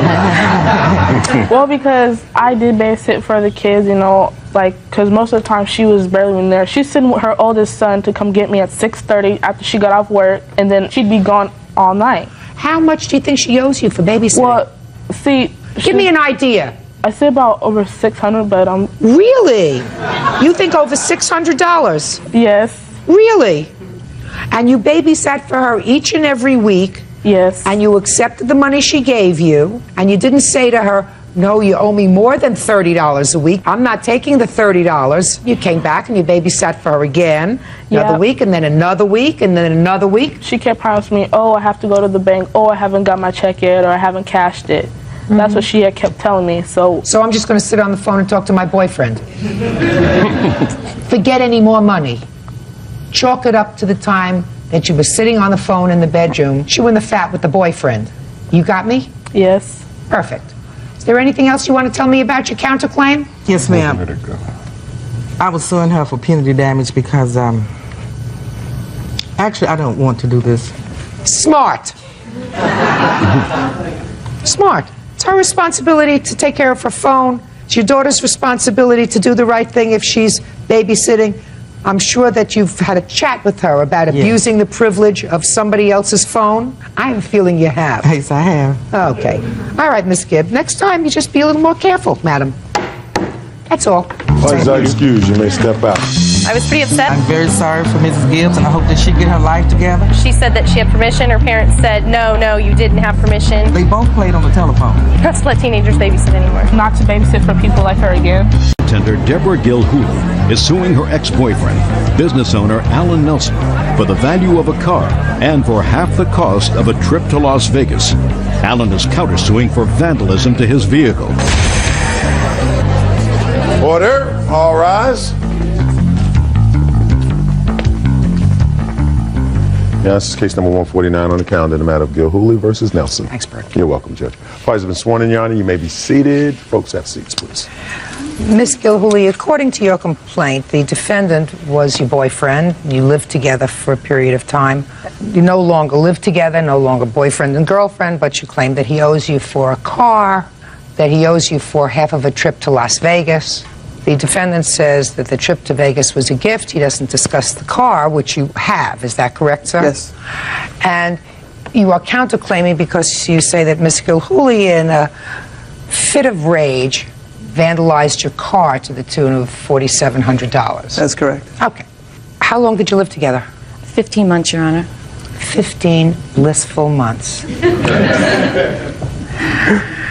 When did it start and when did it end? We met in January and ended April 28th of this year. Now tell me about the car. Your Honor, I purchased the vehicle on January 12th. And you say you purchased a vehicle? Correct. I'm reading between the lines in your complaint when you say you purchased a vehicle. Am I correct that it was supposed to be his car, but he was supposed to pay for it? Correct. You took out the loan? Correct. Down payment? Who put down the down payment? Basically, Your Honor, it was a cashier's check. It was paid in full. I took out a personal loan, and the car was purchased by a cashier's check. And the car was to be his car with monthly payments being made to you to pay back the loan? Correct. Is that right, sir? Yes. And how much was the total amount of the car that you paid? The vehicle was $2,700. What kind of car is it? It's a 93 GMC Jimmy. Did you pay her back? No. Why not? Well, I was paying the payments until August 20th when we broke up. She said you broke up in April. Well, April 28th is when we broke up. Until then, I made payments all the way until April. Last payment I made was April 10th. And then April 28th, when the vandalism was done to the vehicle, I had to get the vehicle fixed eventually. I see. So the vehicle that she vandalized was this vehicle? Yes. So you decided not to make any payments Not on until like I owed her anything because she vandalized my vehicle and did the damage. Gotcha. How much did you pay totally on the car? I gave her $300 totally towards the loan on the vehicle. Is that right? He gave me more, Your Honor. He made 3 payments of, I have it out to $410. $410. You see how honest she is? Okay. Yeah. So that means that you still owe her $22.90 on the car. Right. Now tell me about the trip to Las Vegas. Alan and I were scheduled to leave on a Friday afternoon, and he did not get his paychecks in time. And I stated to Alan, I'm going with or without you, because I was meeting family out there. And he stated to me that he would pay me when I got back. Your arrangement with him was you would pay for his plane fare. We drove, Your Honor. So what kind of expenses did you have when you were there? Hotel, restaurant, gambling fees, things of that nature. And what was the total amount? The total amount for the Vegas trip came out to $1,869.13. I'm asking for $934.56. Now you tell me your version of the Vegas trip. Well, the Vegas trip was, I really didn't want to go because I'm pretty busy with my work and stuff. And she wanted me to go, and I said, well, I really can't afford to go, and I've got to keep my job and keep busy because we had kind of a slow winter this year. So she goes, well, you come out because she wanted me to meet her family. All of her family was going to be out there. And she goes, well, we got to go out there, and I want to go out there, and I want you to come with me. So I said, well, how's this trip going to work? And she goes, well, I'll take care of it. If you can pay me back, you can pay me back. And if you can't, you can't. That was the arrangements. But then at the time... just a second. Hold on a second. Okay. So she said, I'll take care of it. And if you can pay me back, you'll pay me back. And if you can't, you can't? Is that what you said? Yeah, exactly. Okay. What kind of work were you doing, Mr. Nelson, at the time that you went on the Vegas trip? I was working in the heating and air conditioning business, which I do new construction. Plus, we were remodeling, we were finishing her basement in her house. What work were you doing, Mr. Nelson? You may think that you know where I'm going. Yeah. You don't. Okay. When was the Vegas trip? The end of March, Your Honor. The end of March of this year? Yes. Who were you working for where you got a paycheck or cash every week or every 2 weeks? My job. Well, what was your job, sir? Doing my job, heating and air conditioning construction. Heating and air conditioning and construction. Yep. Are you still working for the same company? I worked for a few different builders. Is this your busy season? Yep. This season? Yeah, summer. Summer is your busy season? Yep. Is it busier than it was in March? Or the same? About the same. Good. So that you can pay her back. The contract was you would go on the trip to Vegas, and according to you, if you can pay her back, you will. And if you can't, you can't. But you can, because you have a job and you have money, so you can pay her back. Right? Perfect. So it wasn't a gift. You just told me what the terms of the contract were. You got it, Mr. Nelson? Yep. Good. Judge Judy continues in a moment. She asked me, well, I want the keys to the truck. I said, no, you can't drive the truck, you're drunk. And then she just started going crazy on my truck. The key in the vehicle, pulling on the bent the antenna, broke my wipers off. Did you do anything to his antenna? I bent it, but I put it back. And later today, I worked 6 and sometimes 7 days a week in order to make ends meet. And who was taking care of the children when you were working? She would be there at the house during that period of time. And if she wasn't watching them, someone would have had to have watched them. Right? I could have taken care of that too. I'm sure you could have, but you didn't. real cases, real people. Judge Judy. Deborah Gilhooly says her ex-boyfriend Alan Nelson posed for the unpaid balance on a car. Alan says he stopped paying after Deborah vandalized the vehicle. Tell me about the vandalism to your car. Okay, here's some pictures, Your Honor. No, tell me about when it happened, sir. Well, we were at the bar on April 28th, 2002. Yeah, about 5:30. I ran into a few friends at a local bar that I hang out in where I grew up. And Debbie doesn't like the person that I met. She got angry. She had a few beers in her. She was intoxicated. She went off and sat in the corner by herself at the bar. And we didn't talk for 30 minutes. And she came back to me.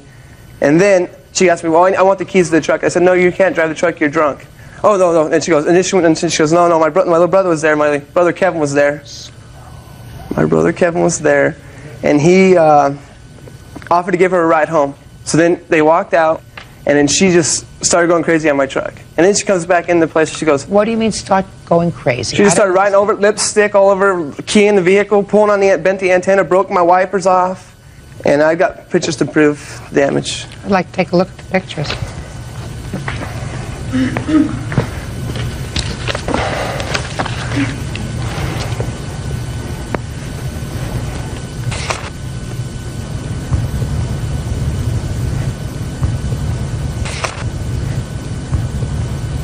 Did you damage his truck?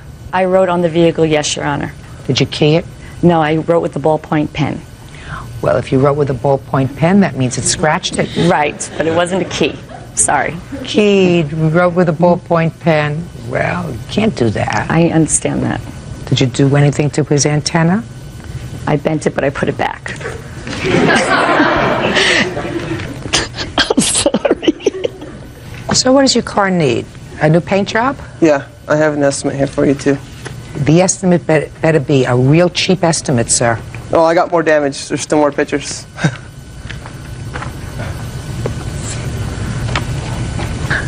Listen to me. Okay. You paid $2,700 for this car. Yep. You think I'm going to let you paint it and fix it for $5,600? No, I didn't ask for that. You think I'm going to let you paint it and fix it for $4,700, which is what your counterclaim is? Yes, Your Honor. Wrong. In whose name is the car titled? My name. And right now there's a loan against it. Really? Yeah. For what? I had to pay for the transfer case and transmission went out after her and I separated. And I had to take a loan against it to get it out of the shop. And it was $2,600 and I borrowed $3,000 against it. Somebody gave you $3,000 against a $2,700 car? Yep. That's why banks are failing. Can I see the evidence as far as that lien? And Sure. I'll show you the pictures. Do you have the lien? I don't have a lien with me now, have pictures too. But I have pictures too of this that I want to show you. This profanity that's on the vehicle. But she wrote all over your car. But 42 years old? A 17-year-old kid wouldn't even do that. I mean, come on, she's 42 years old. Come on. How old are you? 27. How mental stable is that? What? You probably did the wrong thing. So take it out of my vehicle, and I got to drive around this vehicle that says F you all over it, all kinds of profanity all over it. I got to drive it all over the place. What?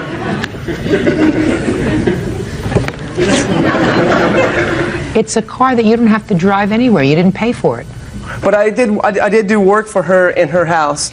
I did remodel. I did do the basement. Were you living in the house? Yes, I was. How much rent were you paying? I was paying whatever I could afford to pay her. But then I was. Listen to me. That's not an answer. Okay. So you worked off your rent? $10,000 worth? Yeah, well, some people are more expensive than others.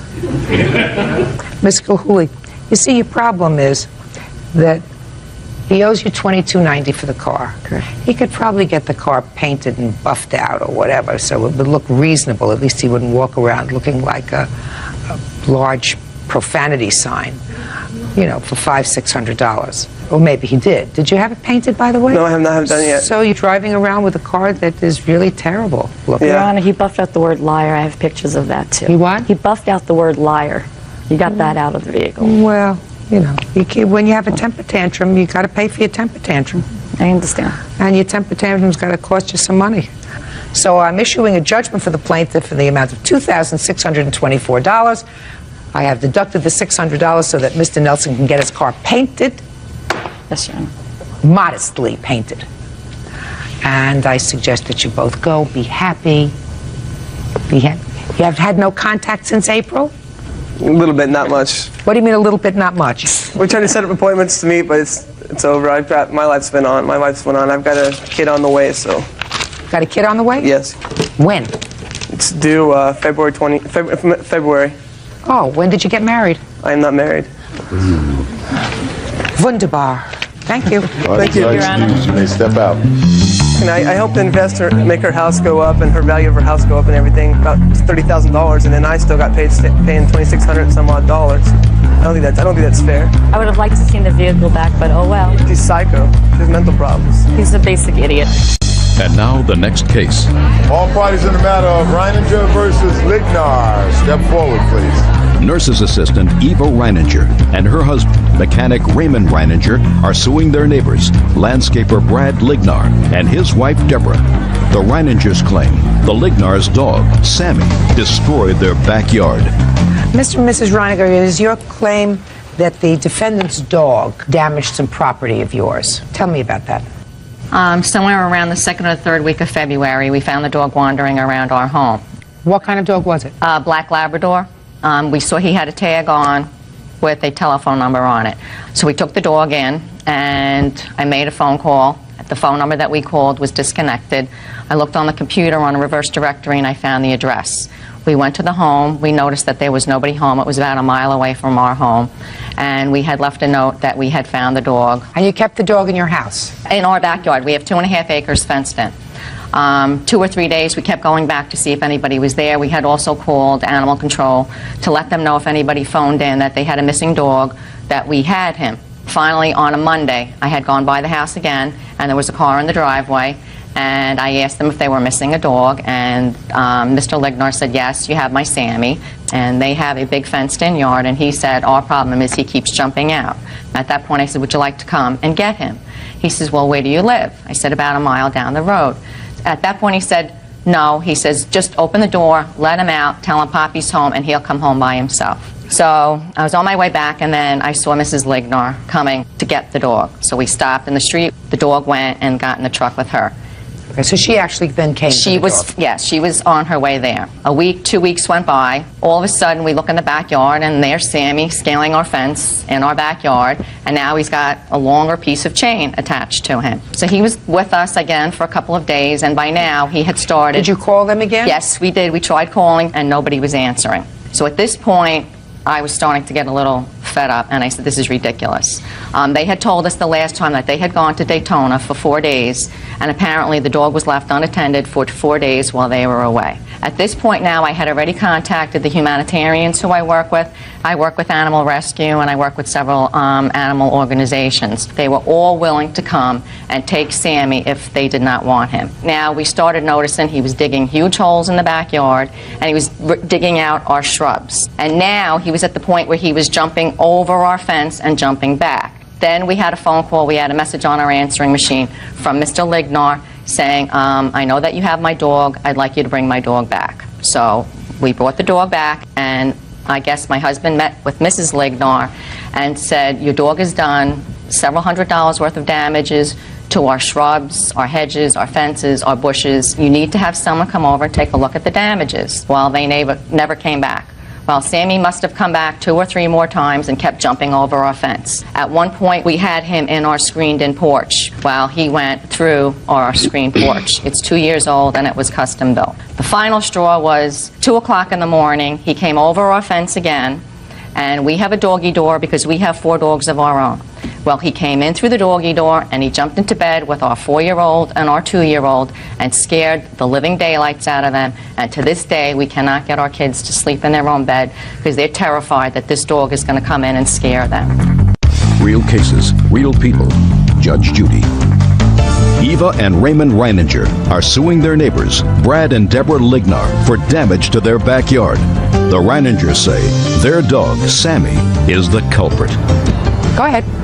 We have estimates, we have pictures of the damage of what the house looked like before Sammy, after Sammy, and what we did was we just went to a local gardening store and got estimates on how much it would cost to replace the plants and the shrubs, and we got an estimate from the people who did the screen on how much it would cost to Let me repair. just see your estimates. These are the before and after pictures of Sammy.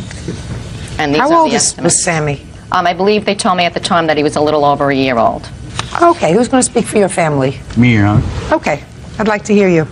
Well, the dog got loose when we were in Daytona. My daughter was coming over to feed my animals. Okay. How many animals do you have? I have 1 black lab and 2 cats. And the black lab was kept outside? Yeah, he was outside dog. Never comes in your house? No, he comes in. She doesn't like because of the dog here and stuff, but I sneak him in. So the dog was outside day and night when you were away? Yes. Didn't you ever hear of a kennel? Yes, ma'am. So what's wrong with a kennel? Well, he protects the house if anybody tries. It's not protects the house if he's not there. Well, somebody let him loose. No. Oh, yes. Well, they didn't let him loose. Well, They didn't let him loose. one of the neighborhood kids has let him loose before. You know, 'cause- So if you know that that happened before, then you should have taken steps and used a kennel. Well, what I can't understand is they said Sammy turned around and broke the chain. Well, I have the dog's chain right here.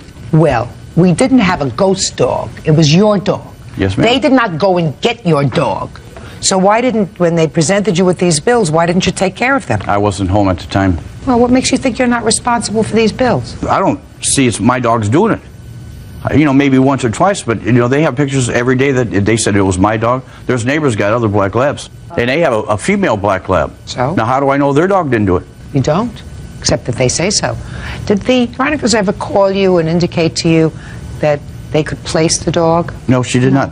If she did, she got somebody else's phone number. Well, let's go back to the first time they came. Mrs. Reiniger says that the first time she came and said she has your dog because she had to go and find you, you said, well, just open the gate and tell him Poppy's home and he'll go home. Does that sound right to you? No, I told her, I said, where's the dog at? She says, my house, chained up, in her backyard. Well, if you were going to get rid of a dog... So what did you tell her to do? I told her, unchain the dog, tell him to come home, he'll come home. If not, I'll come down and get him. Is that stupid? No. I mean, is there something wrong with you? Your dog's been missing, you're gone. Somebody, total stranger, goes to the trouble of finding out where you live. This was the second time. I'm talking about the first time. Finding out where you live, coming to your home and saying, we have your dog, we've taken care of your dog while you've been on vacation in Daytona. Okay, we've taken care of your dog and protected your dog. Wasn't hit by a car, was fed, was cared for. And instead of you getting into your car and going over there and saying, thank you very much, I'm sorry for any trouble or inconvenience, you say, oh, just open up the door, let him go, tell him Poppy's home. What's wrong with you? I don't know where she got this poppy stuff from. Probably from you. No, you're wrong. Yeah.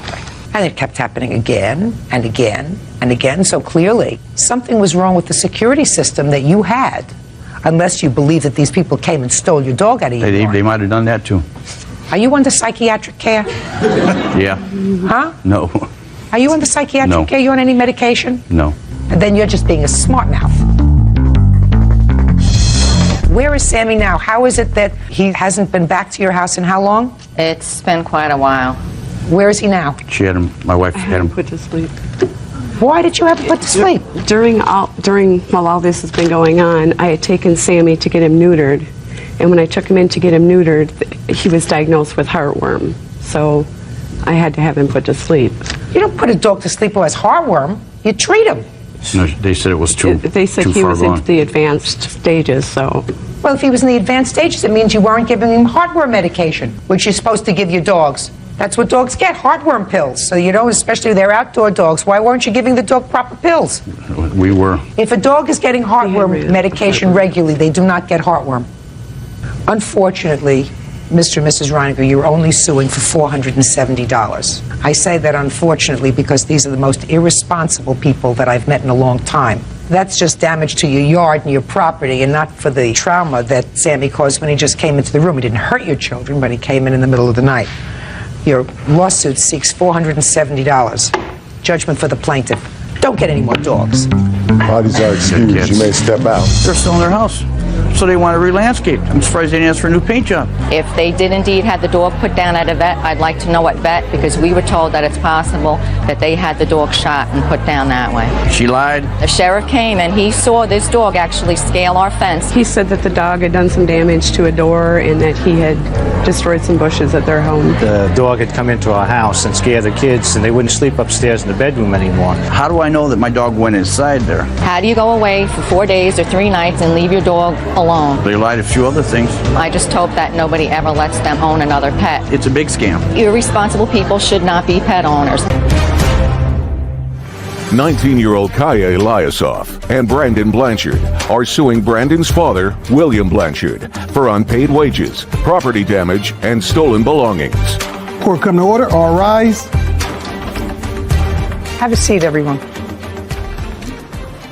Hello, Gus. Case number 2028, Eliasoff Blanchard versus Blanchard. Thank you, Kevin. Welcome. Eliasoff? Yes, ma'am. That's you. How old are you?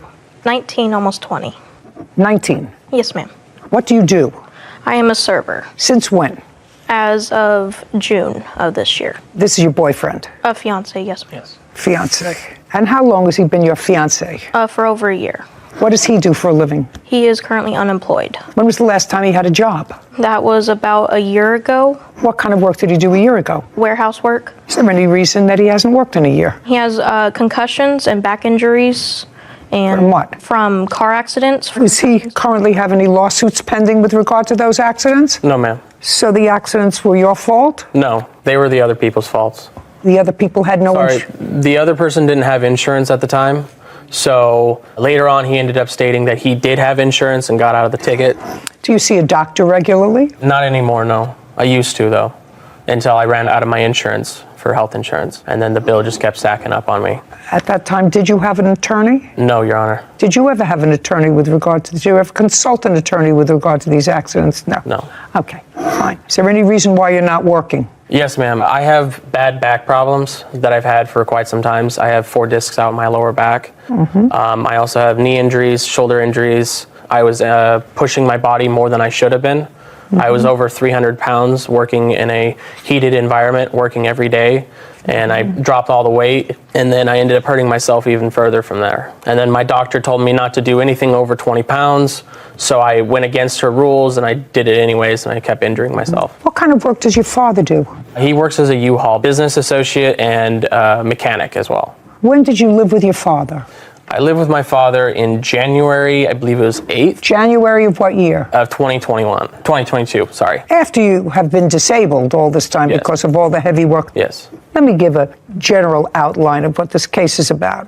Yes, ma'am. You and your fiancé were living where? We were living with my father. No, before you lived with your father. My father. Her father. In what state? Wyoming. There come a time when your father either said it's enough or you decided that you were no longer happy in Wyoming? It was a conflict with his girlfriend that came about. Whatever it was. If it was a conflict with his girlfriend, your father told you to skedaddle. Yeah. Yes, ma'am. And you called your father. No, I didn't call my father. Who did? My father called me. You mean just out of the blue? Yeah, he does it at random once in a while. He just called you at about the same time that your fiance's father told you to get out. Yes, is what I believe. Anyways, I've had a few concussions, Your Honor, and I don't remember a lot. Okay, we're going to get there. In any event, you had a discussion with your father that you didn't have a place to live, you didn't have a job, she didn't have a job, you had no money, her father was kicking you out of the house, and he drove cross-country to get you. Yes, ma'am. In what month? It was in January. January of 2022. Yes, ma'am. How many miles did he drive to come and get you? I think 1,000 miles, maybe. Each way? Each way, probably about 2,000 total, something like that. Okay, so he drove 2,000 miles to come and get you. Yes, ma'am. And then he brought you back to his house. Yes, ma'am. And you weren't working. Yes, ma'am. And the girlfriend wasn't working. Yes, ma'am. Okay, so if you weren't working, the girlfriend wasn't working, you had no money, so your father was taking care of your expenses. Yes, ma'am. Okay, good. And now you're suing him. And you're suing him for a host of things, which I'm going to give you a relatively short time to tell me about. But one of the things that your fiance says is that your father owes you for wages because you worked for him. Yes, ma'am. Doing what? I was doing U-Haul work, basically. What is U-Haul work? Oh, sorry. I'll explain. Sorry, ma'am. Basically, what we do... Not basically. I don't want to hear basically. Sorry. I want to hear what you were doing. I would hook up U-Hauls. I would also clean and inspect all the vehicles. Just a second. Hook up the U-Hauls. Hook up the U-Hauls. Clean and inspect them. Clean and inspect them. What does it involve in cleaning them? Basically spraying down... Not basically. Sorry, ma'am. Sorry. We spray down all the... Not we. You. Yeah, sorry. I spray down every single surface of the innards of the vehicle. Basically the steering wheel, the floorboards, the radio, everything. And when you hook them up, explain how you hook something up. How I have to hook something up is just backing up, lining up with... So you'd have to drive? Yes, ma'am. And you're driving a car and backing up? Yes, ma'am. And so you're using a rear view mirror? Yes. And yourself? You're looking to see where you're backing up because you have to use both? Yes, ma'am. Okay, and then you hook them up. What else did you do for your father? I also did paperwork for him, doing like inventory stocks and stuff like that. Terrific. Basically... Not basically, I don't want to hear basically. Basically is a filler word. Sorry, ma'am. What else was I doing? I would sweep, clean up his shop. I would do a lot of things. Okay, all while you were unable to do anything else? Yes, ma'am. I would... just a second. What were you saying? After your back issues, after your concussions, after whatever other injuries that you had from working someplace. By the way, you don't have a lawsuit pending against anybody, do you? No, ma'am. So it's just a question of fetching, other than maybe trying to collect a disability somewhere along the line from the federal government. You were able to hook up U-Hauls, clean them and sanitize them, sweep out the premises, do paperwork, but you can't work. I mean, because part of the lawsuit is about all this work that you did, but all while you're telling me that you're unemployable because of all the injuries that you had. Yes, ma'am. Yeah. Okie dokie. You understand how ridiculous that sounds to me. Yes. I only had one other case in my recent memory that sounded anywhere familiar to this story, and that was a man that was also receiving disability because he had a bad back. He was the plaintiff in a lawsuit suing someone because he had built them an outdoor patio deck alone, and he wasn't paid the $6,000 for it. But he had been collecting disability for a back ailment for 31 years from the federal government. That sound odd to you? Yeah. Well, doesn't it sound odd to you that you're able to put hookups together and sweep and everything else, but you can't say, do you want a hamburger with your fries or fries with a burger? Yes, ma'am. That sounds peculiar to you. Right. So I don't want to hear about work. Okay, that's the first thing. And you lived in your father's house for how long, by the way? I think we only lived there for the first month, and then we ended up getting moved out to a camper for like the last bit of the, I think, 2 months that we were there. I don't know what you're suing for. You want to tell me? I don't want to see any pictures of what? Of the truck? The parts that were missing. I don't care. I don't care. After 2 weeks, he could burn that truck. It's on his property without his permission. Let's go. And later today. That you said perfectly. I would ask her for $50 or $100, and she would lend me that. Is that the word she used? She would lend me money and vice versa. Thank you.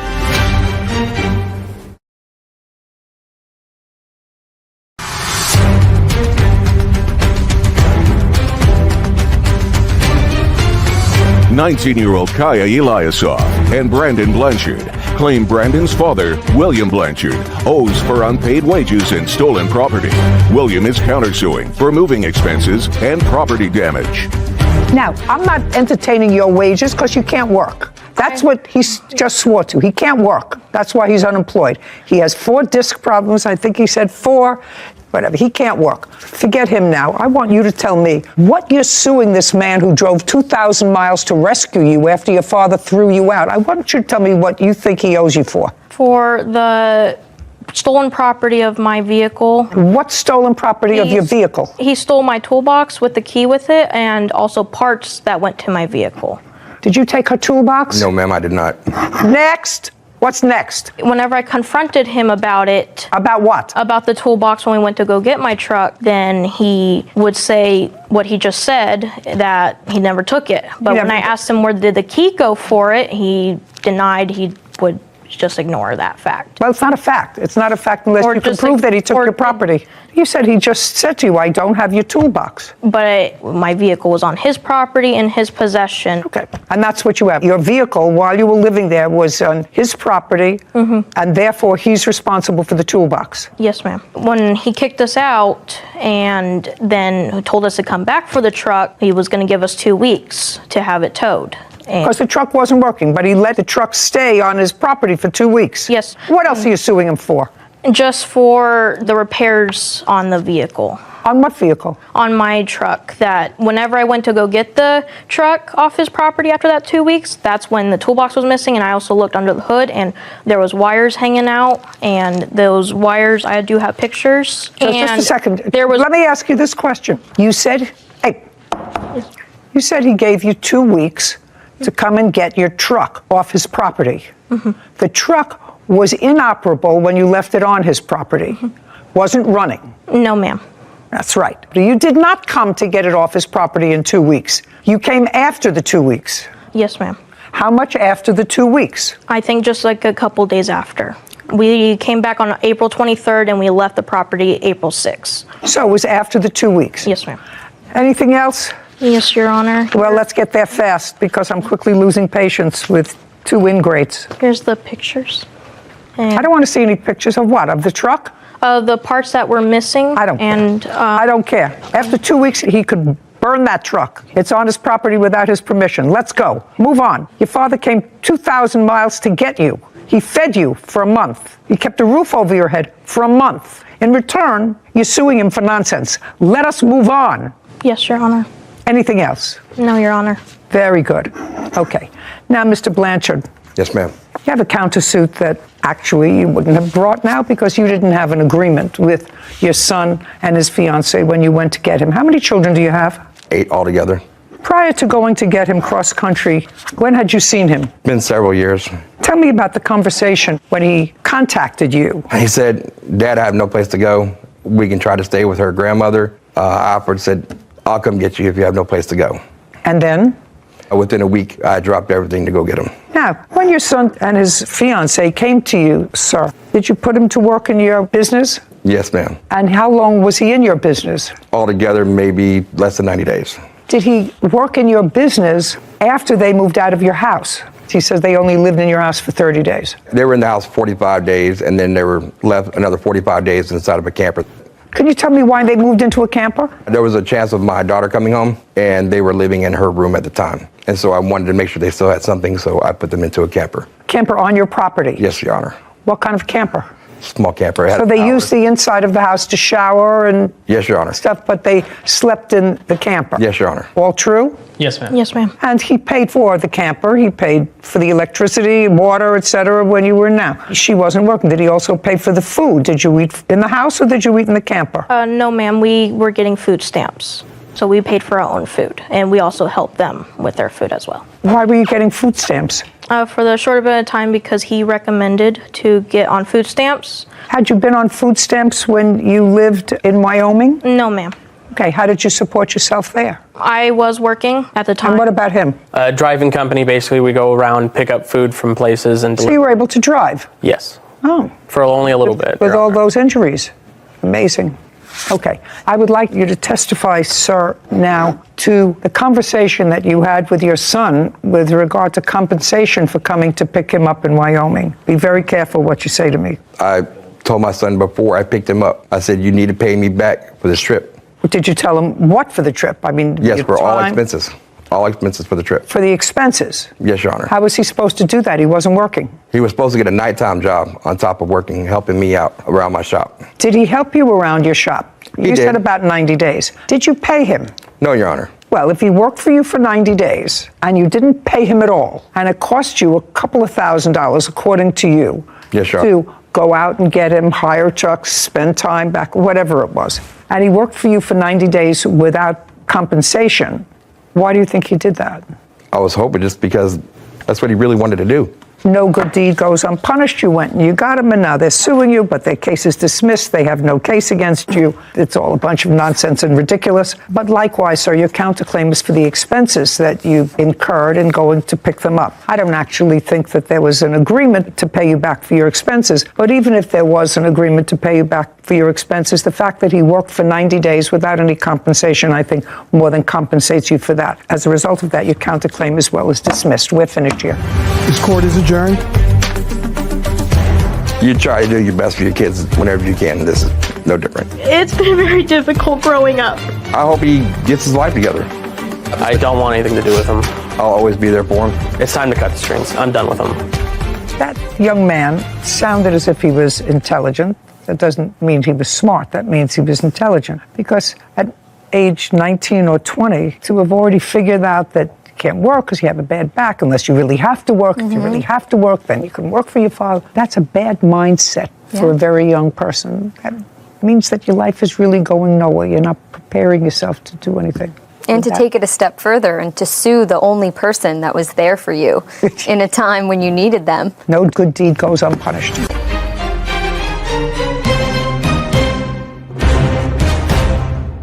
Sean Rubin is suing his brother, Randall Rubin, for unpaid expenses from their mother's funeral. Court come to order. All rise.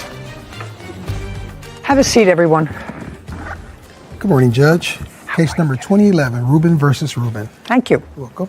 Mr. Rubin, this is your brother. Yes, it is, Your Honor. And this case involves sharing expenses for your mother's funeral. Correct. And it is your claim that your brother, who I believe was living with your mother at the time she died, right, agreed to pay half of the funeral expenses when he received proceeds from a small life insurance policy that your mother had left. Yes, Judge. Our mother only left us a $5,000 life insurance policy. That's what the case is about. Right. Your brother's position is it's not his responsibility. He made no such promise. Of course, you do understand that without that promise to pay for your mother's funeral expenses, children aren't normally responsible for the expenses of their parent. You understand that? Yes, Judge. Mr. Rubin, when did your mother pass away? She passed away August 20th of 2021. How old was she? She was 86. And how long had you been living with your mother? Your Honor, I took care of my mother since 1991. Well, if you were taking care of her for almost 30 years, sir, what kind of physical malady did she have when she was in her 50s? She suffered from chronic kidney failure. When did that medical condition develop? Pretty close to 91. What is pretty close to 91? Beginning in the 90s, 91, 92, etc. So when you moved in with her, was your mother sick or was she not sick? She was sick. Did you live with your mother because it was not only good for your mother, but because it was good for you? That's what I'm trying to get to. The answer is yes. Yes, and you moved into your mother's house? Correct. That she owned or rented? She was purchasing it through a mortgage. She owned her home? Yes, ma'am. Correct. Was she working in the 90s? She was. Therefore, she wasn't incapacitated to the extent that she needed full-time care. At the beginning, no, ma'am. When you moved in with her, she was employed on a full-time basis, sufficient enough to get a mortgage from a bank based upon her income. Correct. And what were you doing in 1991? I worked. For whom? Associates. For how long? off and on from 91 till about 2 years ago. What does off and on mean? I had several jobs in between. I sold cars for various car dealerships, and I also owned several businesses. When you lived with your mother, who paid the mortgage? My mother did. Did you pay your mother for any expenses? Rent, gas, electric, phone, anything? Or did you live there and you had an agreement? You lived there, she wanted your company, whatever it was. She lived alone? At the time, yes. In 1991, she was just living alone? Correct. And I assume, therefore, happy to have your company? Correct. I assume. Okay. So you made no payments to your mother? With the occasional help with some utilities or food, yes. Okay. So you were able, I assume, to save a substantial amount of money? Correct. Just for my own information so that I can sort of put this thing together. Sure. You have stocks, bonds, savings? No, ma'am.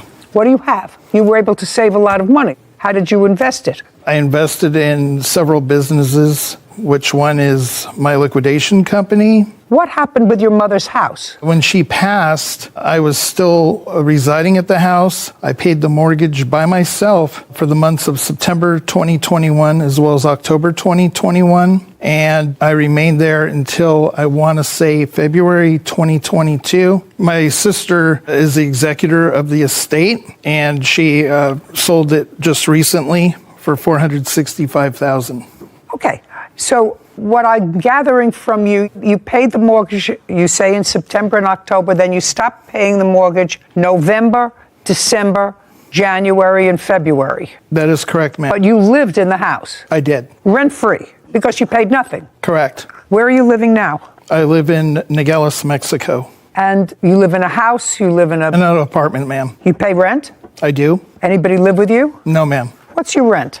$250. Okay. And what was the mortgage payment in your mother's house? I paid $1,750 even. Are you the sister? Yes, Your Honor. Could you stand up for a second? I'm just getting some information. Tell me your name. Shannon Hayes. Miss Hayes, house was sold recently for $465,000. And what was left on the mortgage? $258,000 plus a $35,000 third mortgage. Your Honor, since her brother was not paying, since he wasn't paying, the house actually went into foreclosure, and so we had to get. Just to say, I didn't ask you anything. Okay, I'm just. Sarah Rose, $465,000 less $258,000. $207,000, Your Honor. Less $35,000. $172,000. Okay, and there are 3 siblings? And also, Your Honor, there was a $10,000 lien on the property that had to be paid. So we're down to $162,000. Correct. So it's $162,000 clear, so a little over $50,000 a person. She owed the IRS, Your Honor, for back payments in excess of $54,000. She hadn't paid taxes in years. Did you pay the IRS? I just did. And how much did you pay the IRS? $54,188. Sarah, from $162,000, take out $54,000. $108,000. Anything else? Yes, Your Honor. She had Arizona state taxes, $3,000 I paid as well. 105. Is that 105 net? So we also have the medical bills that I had to take care of. She had no insurance and she had to have Medicare. She did, Your Honor. That's her copayment. Okay, and what was her copayment? $3,000 in medical. Let's do a simple $100,000. How much were the funeral expenses? $2,434.73. Was the total funeral expense? Yes. Well, that's what you're claiming he owes you. That's his share of the. I want to know what the entire funeral cost, sir. You'll show me the invoice. Sure. I do have all the invoices for you.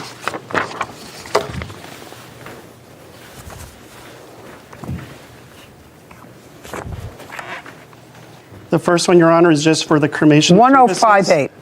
Correct. Okay. 1058. The next one should be from the cemetery. This is the total funeral home charges, and this is cremated remains internment of $2,200? Correct. The next invoice you should have, Your Honor, is from services provided by a rabbi. Okay, that was $600. Your Honor, it was actually $700. I paid the rabbi $100 as an honorarium. No, that's $600. Whatever you want to pay him as an honorarium, that's fine. So the total expenses are $3,858. You should have another invoice for a proposal for a headstone as well. $1,717. Yes, Your Honor. $38.58 plus $1,717. $5,575. That's it. Okay. I assume your mother died without a will. Correct, Your Honor. Okay. And you are the only surviving siblings? Yes, Your Honor. The estate will be divided into 3 parts. Correct. So each one of you will get about $33,000 from the estate after all of the expenses have been paid. There's also the real estate commission fees that we didn't mention to subtract from the net income. And what were the real estate commission fees? $30,000. Oh, that's a substantial amount. Yes, Your Honor. So 108 less 30, $78,000. So now you're down to $25,000 each. That's correct, Your Honor. What I'm trying to figure out is, even giving you all those expenses that you paid, your mother's estate, absent this $5,000 life insurance policy that there was, correct? And you got a share of that life insurance policy. How much? Yes, the answer is yes. How much did you receive? $2,500 even. Okay, $2,500. Yes, ma'am. And did you get a share of that life insurance policy? No, Your Honor. Did you? Yes, Your Honor. I also received $2,500. Great. And the estate had net, after everything, at least $75,000 divided by 3, which is $25,000 apiece after you pay all expenses, which in this case would have been funeral expenses. Do you understand where I'm coming from, sir? I do. I have children and grandchildren. 10 years is a long time. That's a grandchild. If she didn't see me at least once a month, she better keep her fingers crossed that I don't change my will.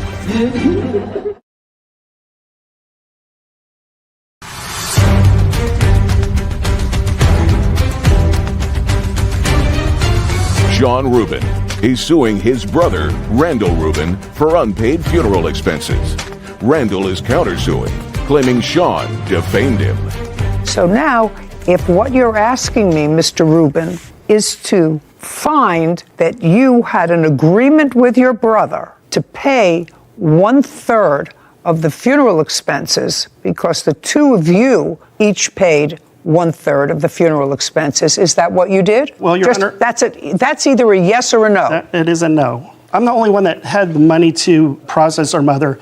He would not even sign to get her processed to continue the cremation. I have evidence here I'd like to submit to you where he agreed to pay me half of it out of his life insurance. Okay, that's all. I have text from him. Just a second. I'm going to take a look at it. You have to understand, Mr. Rubin, Yes. that at this point, if I find that he agreed to pay for half, then you understand that you agreed to pay for half of her funeral. Ordinarily, the funeral expenses, you may front the money for those funeral expenses, but if the deceased had sufficient money in their estate to cover their last expenses, and those would be medical expenses, which you paid out of the estate, correct? Yes, Your Honor. Taxes, which you paid out of the estate. Yes, Your Honor. You paid out of the estate after you sold the house, broker's fees. Mm-hmm. State tax fees, along with those kinds of fees, would be funeral expenses. Now, if the two of you agreed, or the two brothers agreed, which is what you're saying, that he agreed to pay half, not 1/3, but he agreed to pay half of the funeral expenses for which you are not being reimbursed by the estate. Do you understand? Correct. I have not received anything from the estate, Your Honor. Okay.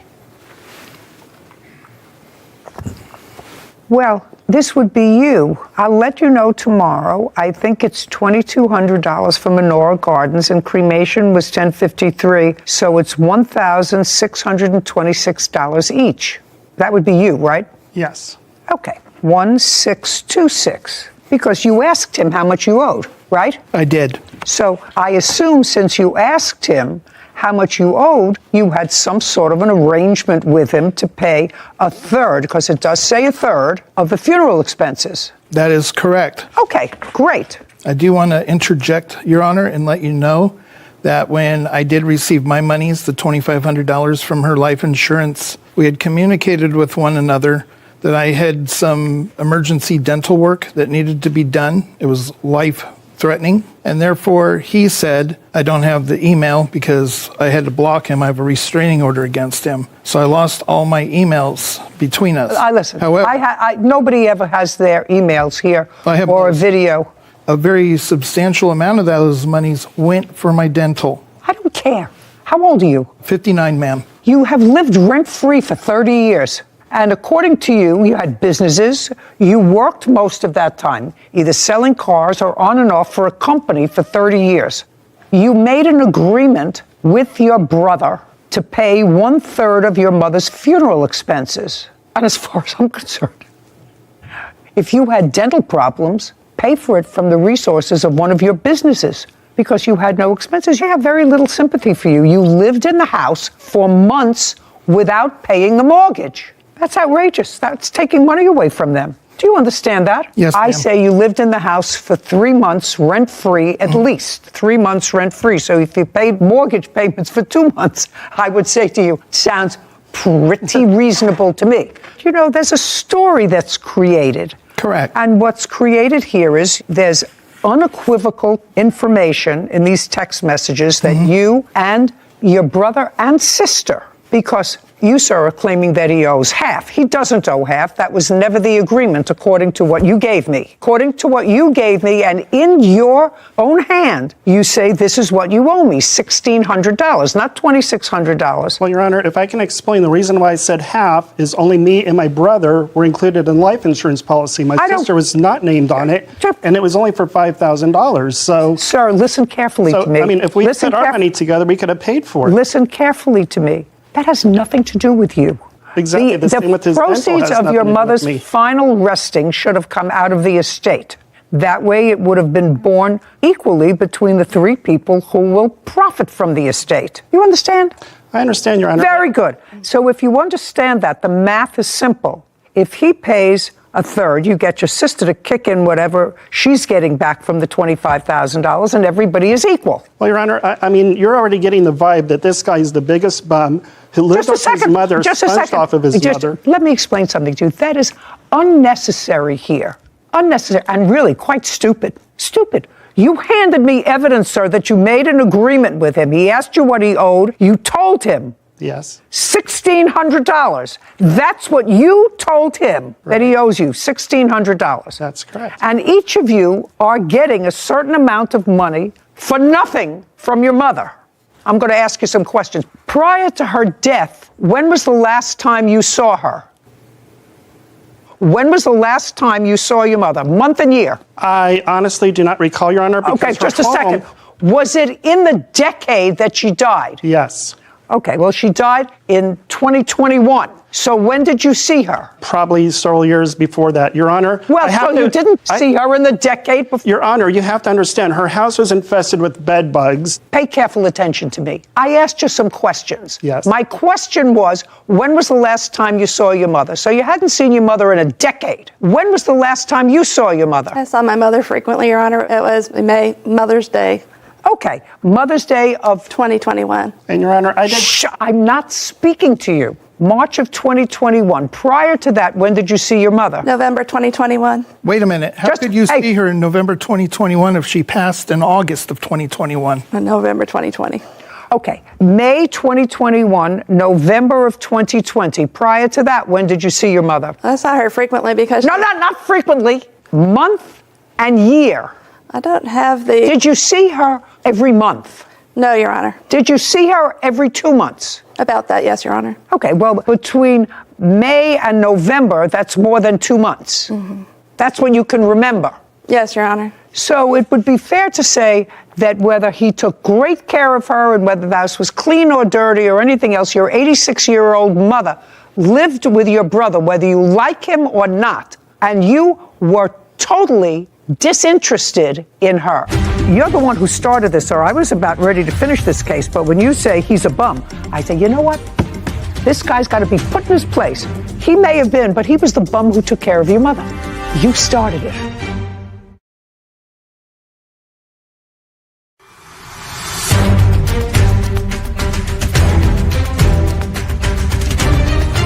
Sean Rubin is accusing his brother, Randall Rubin, of not paying his share of funeral expenses.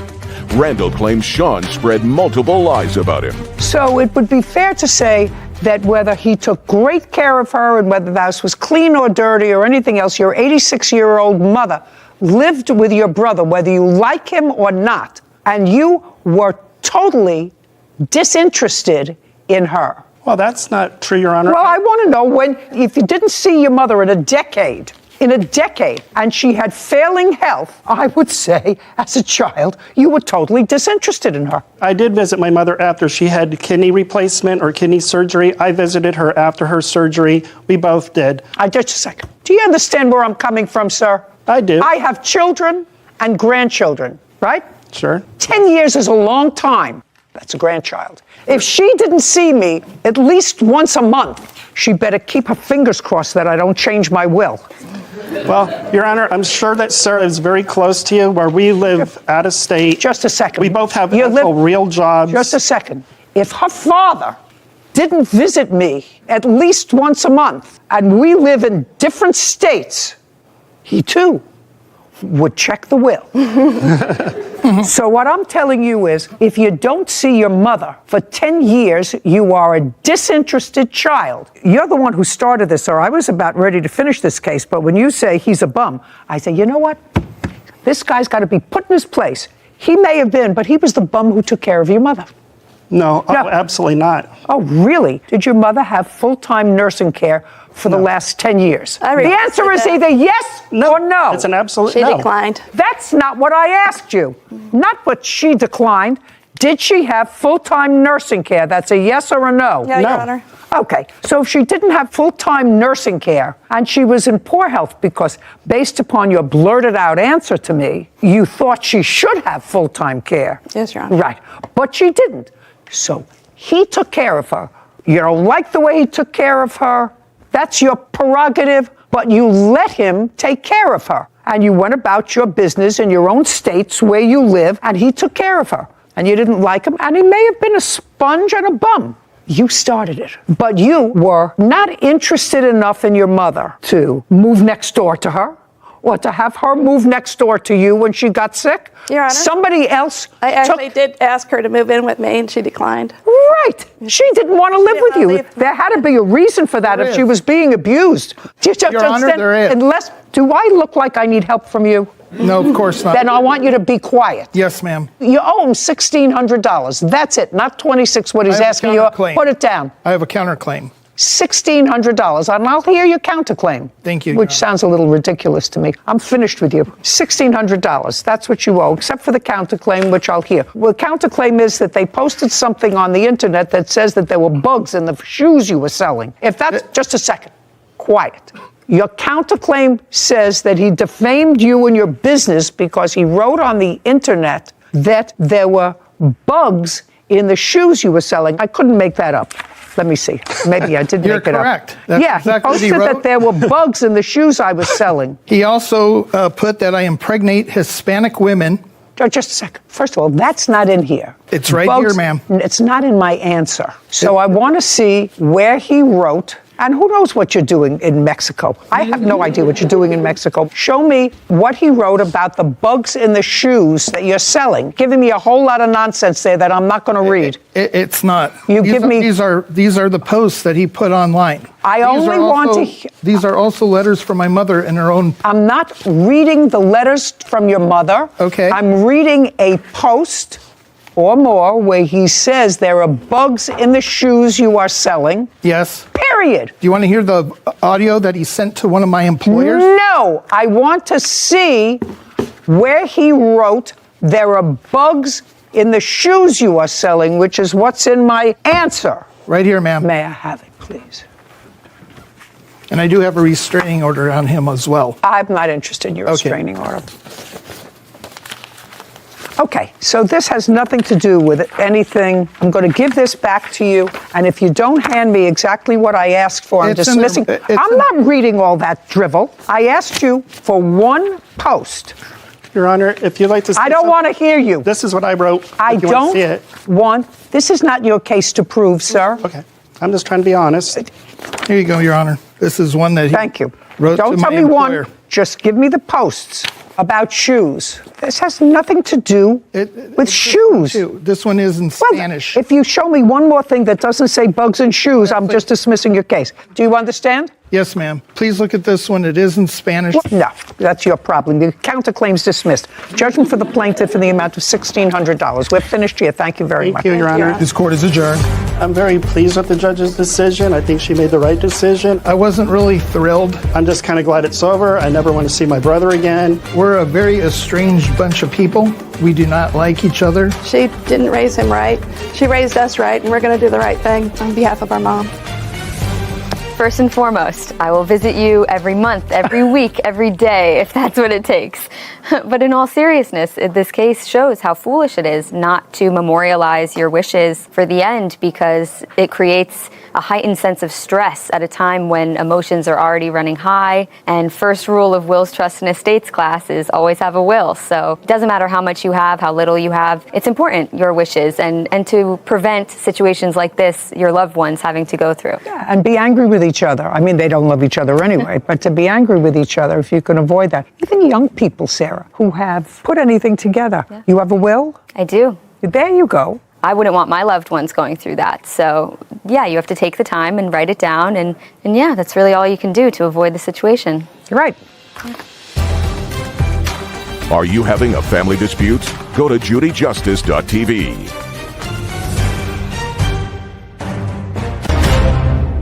Michael Griniger is suing truck mechanic Sean Antle for a truck engine and repair costs. Court come to order. All rise. Have a seat, please. Hello, Judge. Case number 2022, Griniger versus Antle. Thank you. Mr. Griniger, how long have you and the defendant been friends? I've known Sean probably maybe 3 or 4 years now. From where? He lives about 3 blocks away from me. I've met him through another friend that told me he worked on his vehicles before. You did mechanical work? Yes. What kind of business are you in? Construction, you name it, anything construction. And you have a couple of trucks? Yes. How many? I have one commercial vehicle, and then I just have a Chevy Avalanche. The commercial vehicle, would you describe it to me? That's the one he was supposed to work on? Yes. Describe it to me, please. It's a 16-foot box truck. How old? A 97. 1997? Yes, ma'am. It's as old as Sarah. And I suppose it needed a little work. Yes. And you took it to your friend. Yes. Did you drive it over there to his house 2 or 3 blocks away? Did you have it towed over to his place? We had to have it towed over there. It was operable before. But you had it towed? Yes. Yeah. And what month and year did you have it towed there? I believe this started in June of 2020. And Mr. Antle, you looked at it and you determined it needed a new engine. Well, I looked at it. Actually, I did some work prior to that. The intake manifold gasket was... You mean before June of 2020? Yes. And then the truck was running? Then he took back... Running very crappy. So it was not running well even after you fixed it? After I put the intake gasket on, I had it started, it made the same noise. We decided to put an engine in it. Okay, so it wasn't working after the initial work you did on it? No. Decided to put an engine in it. How much was it to work on the engine? He gave me a little bit of money here, a little bit of money there. It was not all in one lump sum. How much did he give you? It was 100 here once, 100 here twice, a couple different times, you know. How much money did you give him? 800. How much did you quote him for the whole job? 1,000. So he gave you 800, and according to the papers that Mr. Griniger filed, he also purchased an engine. Yes. And this was in June of 2020. I didn't get the motor at my house until I'm trying to think. It was in the winter, it was in December. Of 2020? Yes, 2020, yep. Do you have the date that you purchased the engine? Yes. What was it? January 7th, 2021. Okay, so the truck sat on his property for 6 months. Yes. Before you got the engine, which was needed to fix it. Yes. He said it was the intake plenum. Was that in June of 2020? Yeah, that's when it began. That's the whole... Okay. When did he tell you that you needed an engine? In what month? Do you recall? That was in January. So the truck sat there, and finally you told him that it needed a new engine, but it was already sitting there for months. I told him 2 or 3 months prior to that. Okay, so it was sitting there for 3 months or 4 months? Yes. And he'd already paid you the $800? He gave me a little bit here and there, yes. They already paid you the $800 towards the $1,000. So this is what the case is about. The truck has never been fixed. He doesn't have the engine anymore. He scrapped the engine, according to him. So you want what you paid for it, the engine. Yes, Your Honor. First of all, Mr. Ransell said, well, he worked on another truck for you, a smaller truck, and so that ate up the $800. And you didn't come for the engine, and finally he just sold it for scrap. Mr. Antel, were you very busy during this period of time? Not really, no. Well, could you tell me why it took 3 months for you to tell him that he needed a new engine? He knew after I put the plenum gasket back on. I called him on the phone. What month? It had him in November, right before Thanksgiving. So at the end of November. So you had the truck since June. Yeah. June, July, August, September, October. You had the truck 6 months. Could you tell me why? Why? I had problems with it. I couldn't get the bumper off. I couldn't do none of that. Well, but that's your responsibility. You undertook a job. Yeah, I took the job because he was supposed to help me, and he never did. He was supposed to help you put in the new engine? Help me get the bumper off, and then I had problems with the city of Brooklyn Center. No. He was supposed to help you get the bumper off, and because you couldn't get the bumper off, you couldn't do the engine. Is that what you're telling me? Yeah, because it was rusted solid. Shh. I assume, I've read your papers, I assume this is the mechanic that you say helped you work on another car for him that you gave money to? Yes. Okay, so that's why he's here. Yep. Okay. In what month and year did you fix this other car? January of 2021. 2022. So in January 2022, the truck was where? The Avalanche. The big one. At his house, at Mike And he Ritter's. brought you another truck? Yes. Which other truck did he bring you in? The Chevy Avalanche. The big truck, the commercial truck, is now back at his house. Yes. And it went back to his house because they were going to tow it from the city. Yes. And you say in January, he then brought you a different truck. Yes, of 2022. That you worked on. Yeah, completed it. Just a second. Do you recall that, sir? No, it's not exactly how it went. Did you, in January of 2022, did you bring him, you had the big commercial truck back at your house because it had to be moved. Yep. You hadn't gotten your $800 back. Nope. And he still had the engine. Yep. In January of this year. Yep. So, yep is not an answer, yes is an answer. So, why, sir, under those circumstances, would you bring him another car to fix? You have a driver's license? It's currently suspended. How long has it been suspended, Mr. Gruniger? About a year now. Now, why is that? Have you had accidents in the past? Yes. Yes. Yes, serious ones. Yes.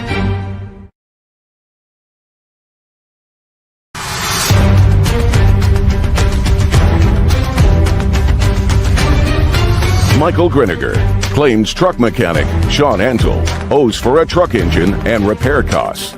Sean is countersuing, claiming Michael filed a false police report against him. Now, you hadn't gotten your $800 back. Nope. And he still had the engine. Yep. In January of this year. Yep. So, yep is not an answer, yes is an answer. So, why, sir, under those circumstances, would you bring him another car to fix? Because then I had absolutely no transportation. I needed something to work. Just a second. You have a big truck, you had a little truck. So the big truck is now immobile, it's at your house. And the only working vehicle that you had needed work on it. Yes. So you brought it to him. Yep. Not yep. That's yep. yes. Yes. And he worked on it. Yes. Because it was inoperable.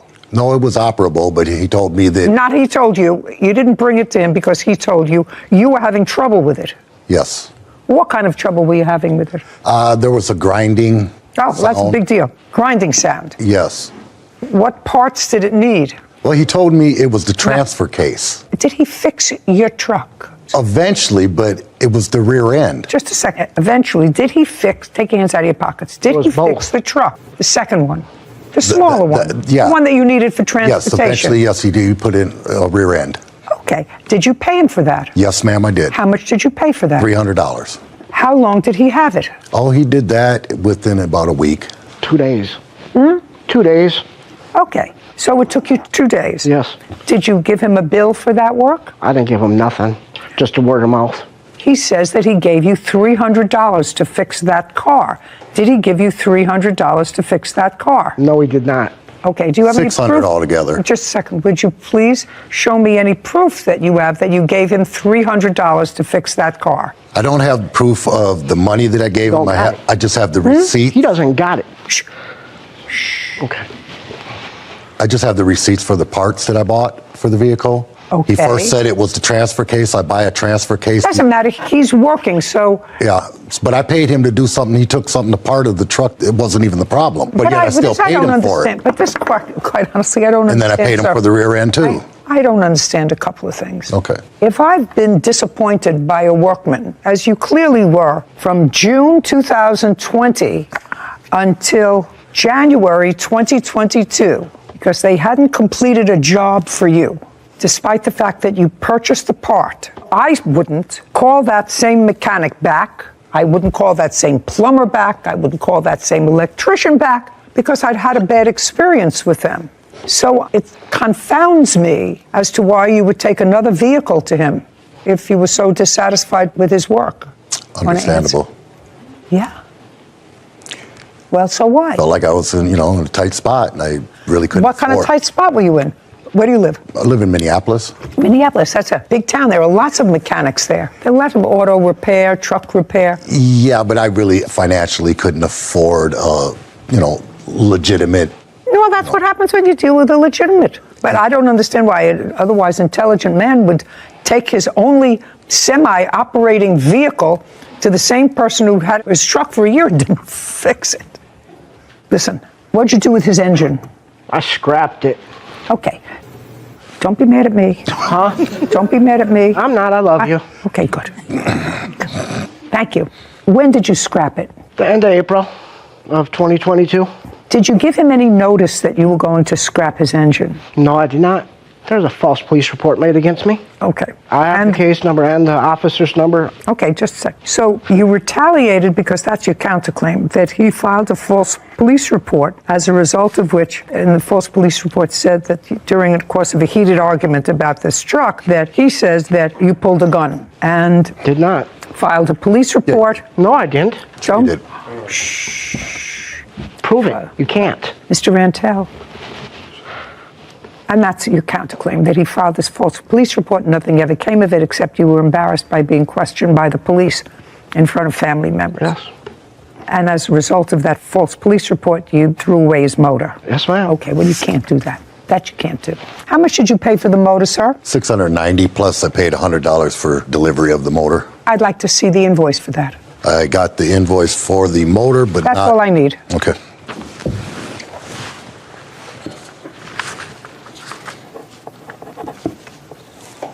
Thank you. So, Mr. Rantel, so that we're clear, you have to understand you can't get even by selling somebody else's property. I didn't. What you do? I didn't sell it. I gave it away. It doesn't matter. By disposing of. Let's make it disposing of. When you say you scrapped it, you mean nobody gave you $10 for it? Not a dime. Okay, then you can't give it away in retaliation Why for not? filing. Why not? It was in my possession. No, because you took. Try to put me in jail for not something I didn't do. Just a second. I'm speaking. I'm speaking. You cannot sell someone else's property in retaliation for them doing something to you when you have legal recourse. Your legal recourse is to come here and file a case. You did it as a counterclaim and say he filed a false police report against me that I was using a gun. So that's what you do. The response to that isn't, I'm going to sell his property. That's not your response. When I used to sit in family court, I had young people, one of whom was selling drugs for a very long time, heavy drugs. Kid, 15, 16 years old. And he had 6 or 7 priors for selling heavy-duty drugs. And I tried that case, and there was no question he was selling drugs. And his lawyer's argument at the disposition stage of that case was he was selling drugs because his grandmother died. I said, I lost all my grandparents, and I was close to my grandparents. I did a lot of things. I grieved, lost my appetite for a while. I was sad, but I didn't sell drugs. So when somebody does something to you that you believe is against the law, your responsibility is you file a case against them. Right. You proceed legally against them. You don't take it out in another way, because that doesn't make a civilized society. Just doesn't. That make sort of a vigilante kind of thing. So you shouldn't do that. So you have to pay him for his engine. Now, as far as the second piece of your case is the $800 that you gave him, I have no idea how much it was to fix your second car, but he did in fact fix it. And since you had no particular agreement with him on how much it was, and according to you, you couldn't deal with someone, you didn't have the funds to deal with someone who was, I think the word was legitimate. Legitimate. That's a problem that I can't resolve for you. Now let's get to this argument and his counterclaim. The argument that you had was over the truck. The white truck? Yes. Any truck. I don't care what. Yes. I'm not a truck girl myself. I like four-door comfortable sedans. And this argument took place on what date? Why don't you tell me, Mr. Antel, because this is your counterclaim. It was the end of April. End of April of 2022. Yes. And the police were called. No, ma'am. Yes, the police were called. They showed up at my place. No, the police report is 7/25/22. 7/25/22. May I see the police report? Yes, ma'am. Or, Your Honor. That's a lie. Because it was April. I'm going to look at it. Just a second. Yeah. Time of occurrence, April 22nd, 2022. It was April. Yeah. Yes, I got him. You don't need a truck, you don't need a car. You have no driver's license. No, ma'am. Me and my son, we work construction together. He drives. Do you know how old I am? Do you have any idea how old I am? You think that I believe that? It's only going 4 miles an hour.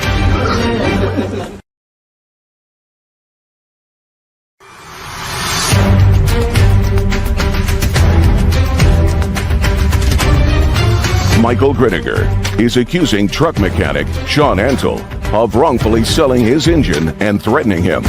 Sean claims Michael accused him of flashing a gun he never owned. Now, I'm going to look at it. Just a second. Yeah. Time of occurrence, April 22nd, 2022. It was April. Yeah. Yes, I got him. You have a driver's license? It's currently suspended. How long has it been suspended, Mr. Griniger? About a year now. What were you doing driving a vehicle? I wasn't. They were towing the vehicle with a tow chain. I understand that. But you drive a vehicle, sir. I was steering the vehicle. What does that mean, you were steering the vehicle? Driving it. The vehicle moving at 4 miles an hour. I don't care if it was running backwards. I just asked you. You have no license because according to the police, you having a driver's license would be inimical to public safety. That's what it says here. Now, why is that? Have you had accidents in the past? Yes. Yes. Serious ones? Yes. Okay. You don't need a truck, you don't need a car. You have no driver's license. No, ma'am. Me and my son, we work construction together. He drives. Do you know how old I am? Do you have any idea how old I am? You think that I believe that? It's only going 4 miles an hour. I will set the rules of what it is that means driving. You go 5 miles an hour, it's really not He lives driving. 3 blocks away from him. We were just I don't care. towing it down the street. I don't care whether you were in the kitchen, he was in the laundry room.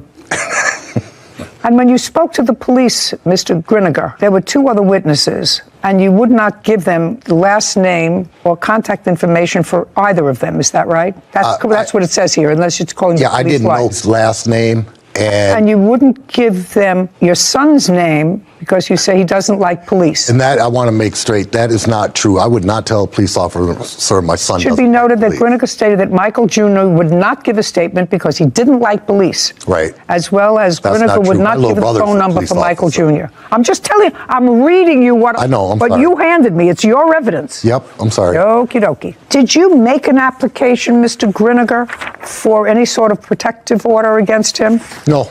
No. You were advised by the police that you could do that if you wanted to. No. Interesting. Yeah, that report is interesting. It was you, your son, and this person, Kyle, who were present, and only Mr. Antel. Is that right, when this confrontation took place? Yes. And according to you, you got out of your truck and you started walking towards him aggressively. That's according to you. That's not according. true. He's 40 feet away from me. No. I can't hear that well. According to you, I'm reading you what your police report says, sir. Yeah, but I'm reading what your police report says based upon what you told the police at the time back in April. it's not entirely correct. Griniger stated that he started advancing towards Antel. Griniger also stated that he called Antel while he was walking towards him. It should be noted that Griniger stated, and this is all on body cam, that he was walking towards Antel aggressively. Griniger stated that Antel then pulled what he described as a black handgun out of his sweatshirt pocket. He described it as black and silver trim. He stated that he did not point it or say anything, just showed it to him to make you aware that he was carrying. And after the police interviewed both of you and confirmed the 2 people with you were out and you were walking and confronting him aggressively, called his names and could not confirm the fact that he had a gun, took out a gun, not pointed it to you, just showed you that he had it, they decided to do nothing. That's what you're telling me. That's what this report says. Yeah, they didn't validate it as a threat. They did not validate it at all. Right. Okay, so, Mr. Rantel. Yes. What happened after that report is that police officers came to your house to ask you about that. Yes. Right? And you said, related practically the same thing that Mr. Gruniger did to the police, that he approached you, that he called you a name, that he was aggressive. You said all of that. Yes. But you said you did not have a gun. That's right. Okay. And this is not meant to hold you criminally responsible for anything. Mr. Rantel, have you ever had possession of a gun? No. Ever in your life? No. Did you ever purchase a gun? No. In your state, in order to purchase a gun legally, do you have to go through a process, or is it a carry state? Yeah, I go through a legal process. You have to? Yes. Okay. Were you ever arrested for carrying a gun? No. Well, other than your statement that he showed you that he had a gun, and how far was he standing from you? About 40 feet. 40 feet away. And you saw him take something out of his sweatshirt pocket. He didn't remove it out of his pocket. He removed his hand covering it. What does that mean? It was in his pocket. He was wearing a hoodie. How do you know it was in his pocket? What do you have, x-ray vision? No, my son seen it because his vehicle was right alongside his vehicle. So my son seen it, and then when he got back in his car and pulled up another 10 feet and got out of his car, turned around and said, yeah, bring it, and a few expletives, and then pulled his hand out of his hoodie pocket and revealed the handle of the gun. Just a second. So you're saying at that time you saw it? Yes. You saw it, not your son My 40 son feet had away. seen it Not on the son seat 40 of his feet away. car. That's a lie. But And you then saw he reached in and grabbed it and put it in his sweater, because when he got back out of the car to face me is when he decided to show me he had a gun. Okay. Were you out of your truck at the time? Yes, I was standing beside Okay, him. so you were out of your truck. And what about your son? Was he out of the truck? Nope. He was in. What about Kylie? He remained in the truck too. He was the one in front pulling the truck that I was steering, and he was following behind. It was a little convoy. And Mr. Rantel was by himself? Yes, he was driving down the street in the opposite direction. Mr. Rantel, I am not satisfied, quite frankly, and cannot make a determination whether or not you had a gun, or what appeared to be a gun, or what appeared to be something in your pocket, or whether you even moved your hand in your pocket to demonstrate maybe you had a weapon. I don't find that the acts that you allege that he committed by filing this false police report is something that I can justify giving you a financial award for, because I'm not so sure that you didn't have something in your pocket. I didn't have. I'm not sure. In any event, Mr. Rantel, you owe him for the engine that you discarded in a peak. You can't do that. Cost of the engine was $590, right? $590. Judgment for the plaintiff. Ma'am, We're finished. Your Honor. We're Court done. is adjourned. I was kind of in a hard spot. I needed my truck fixed. Try to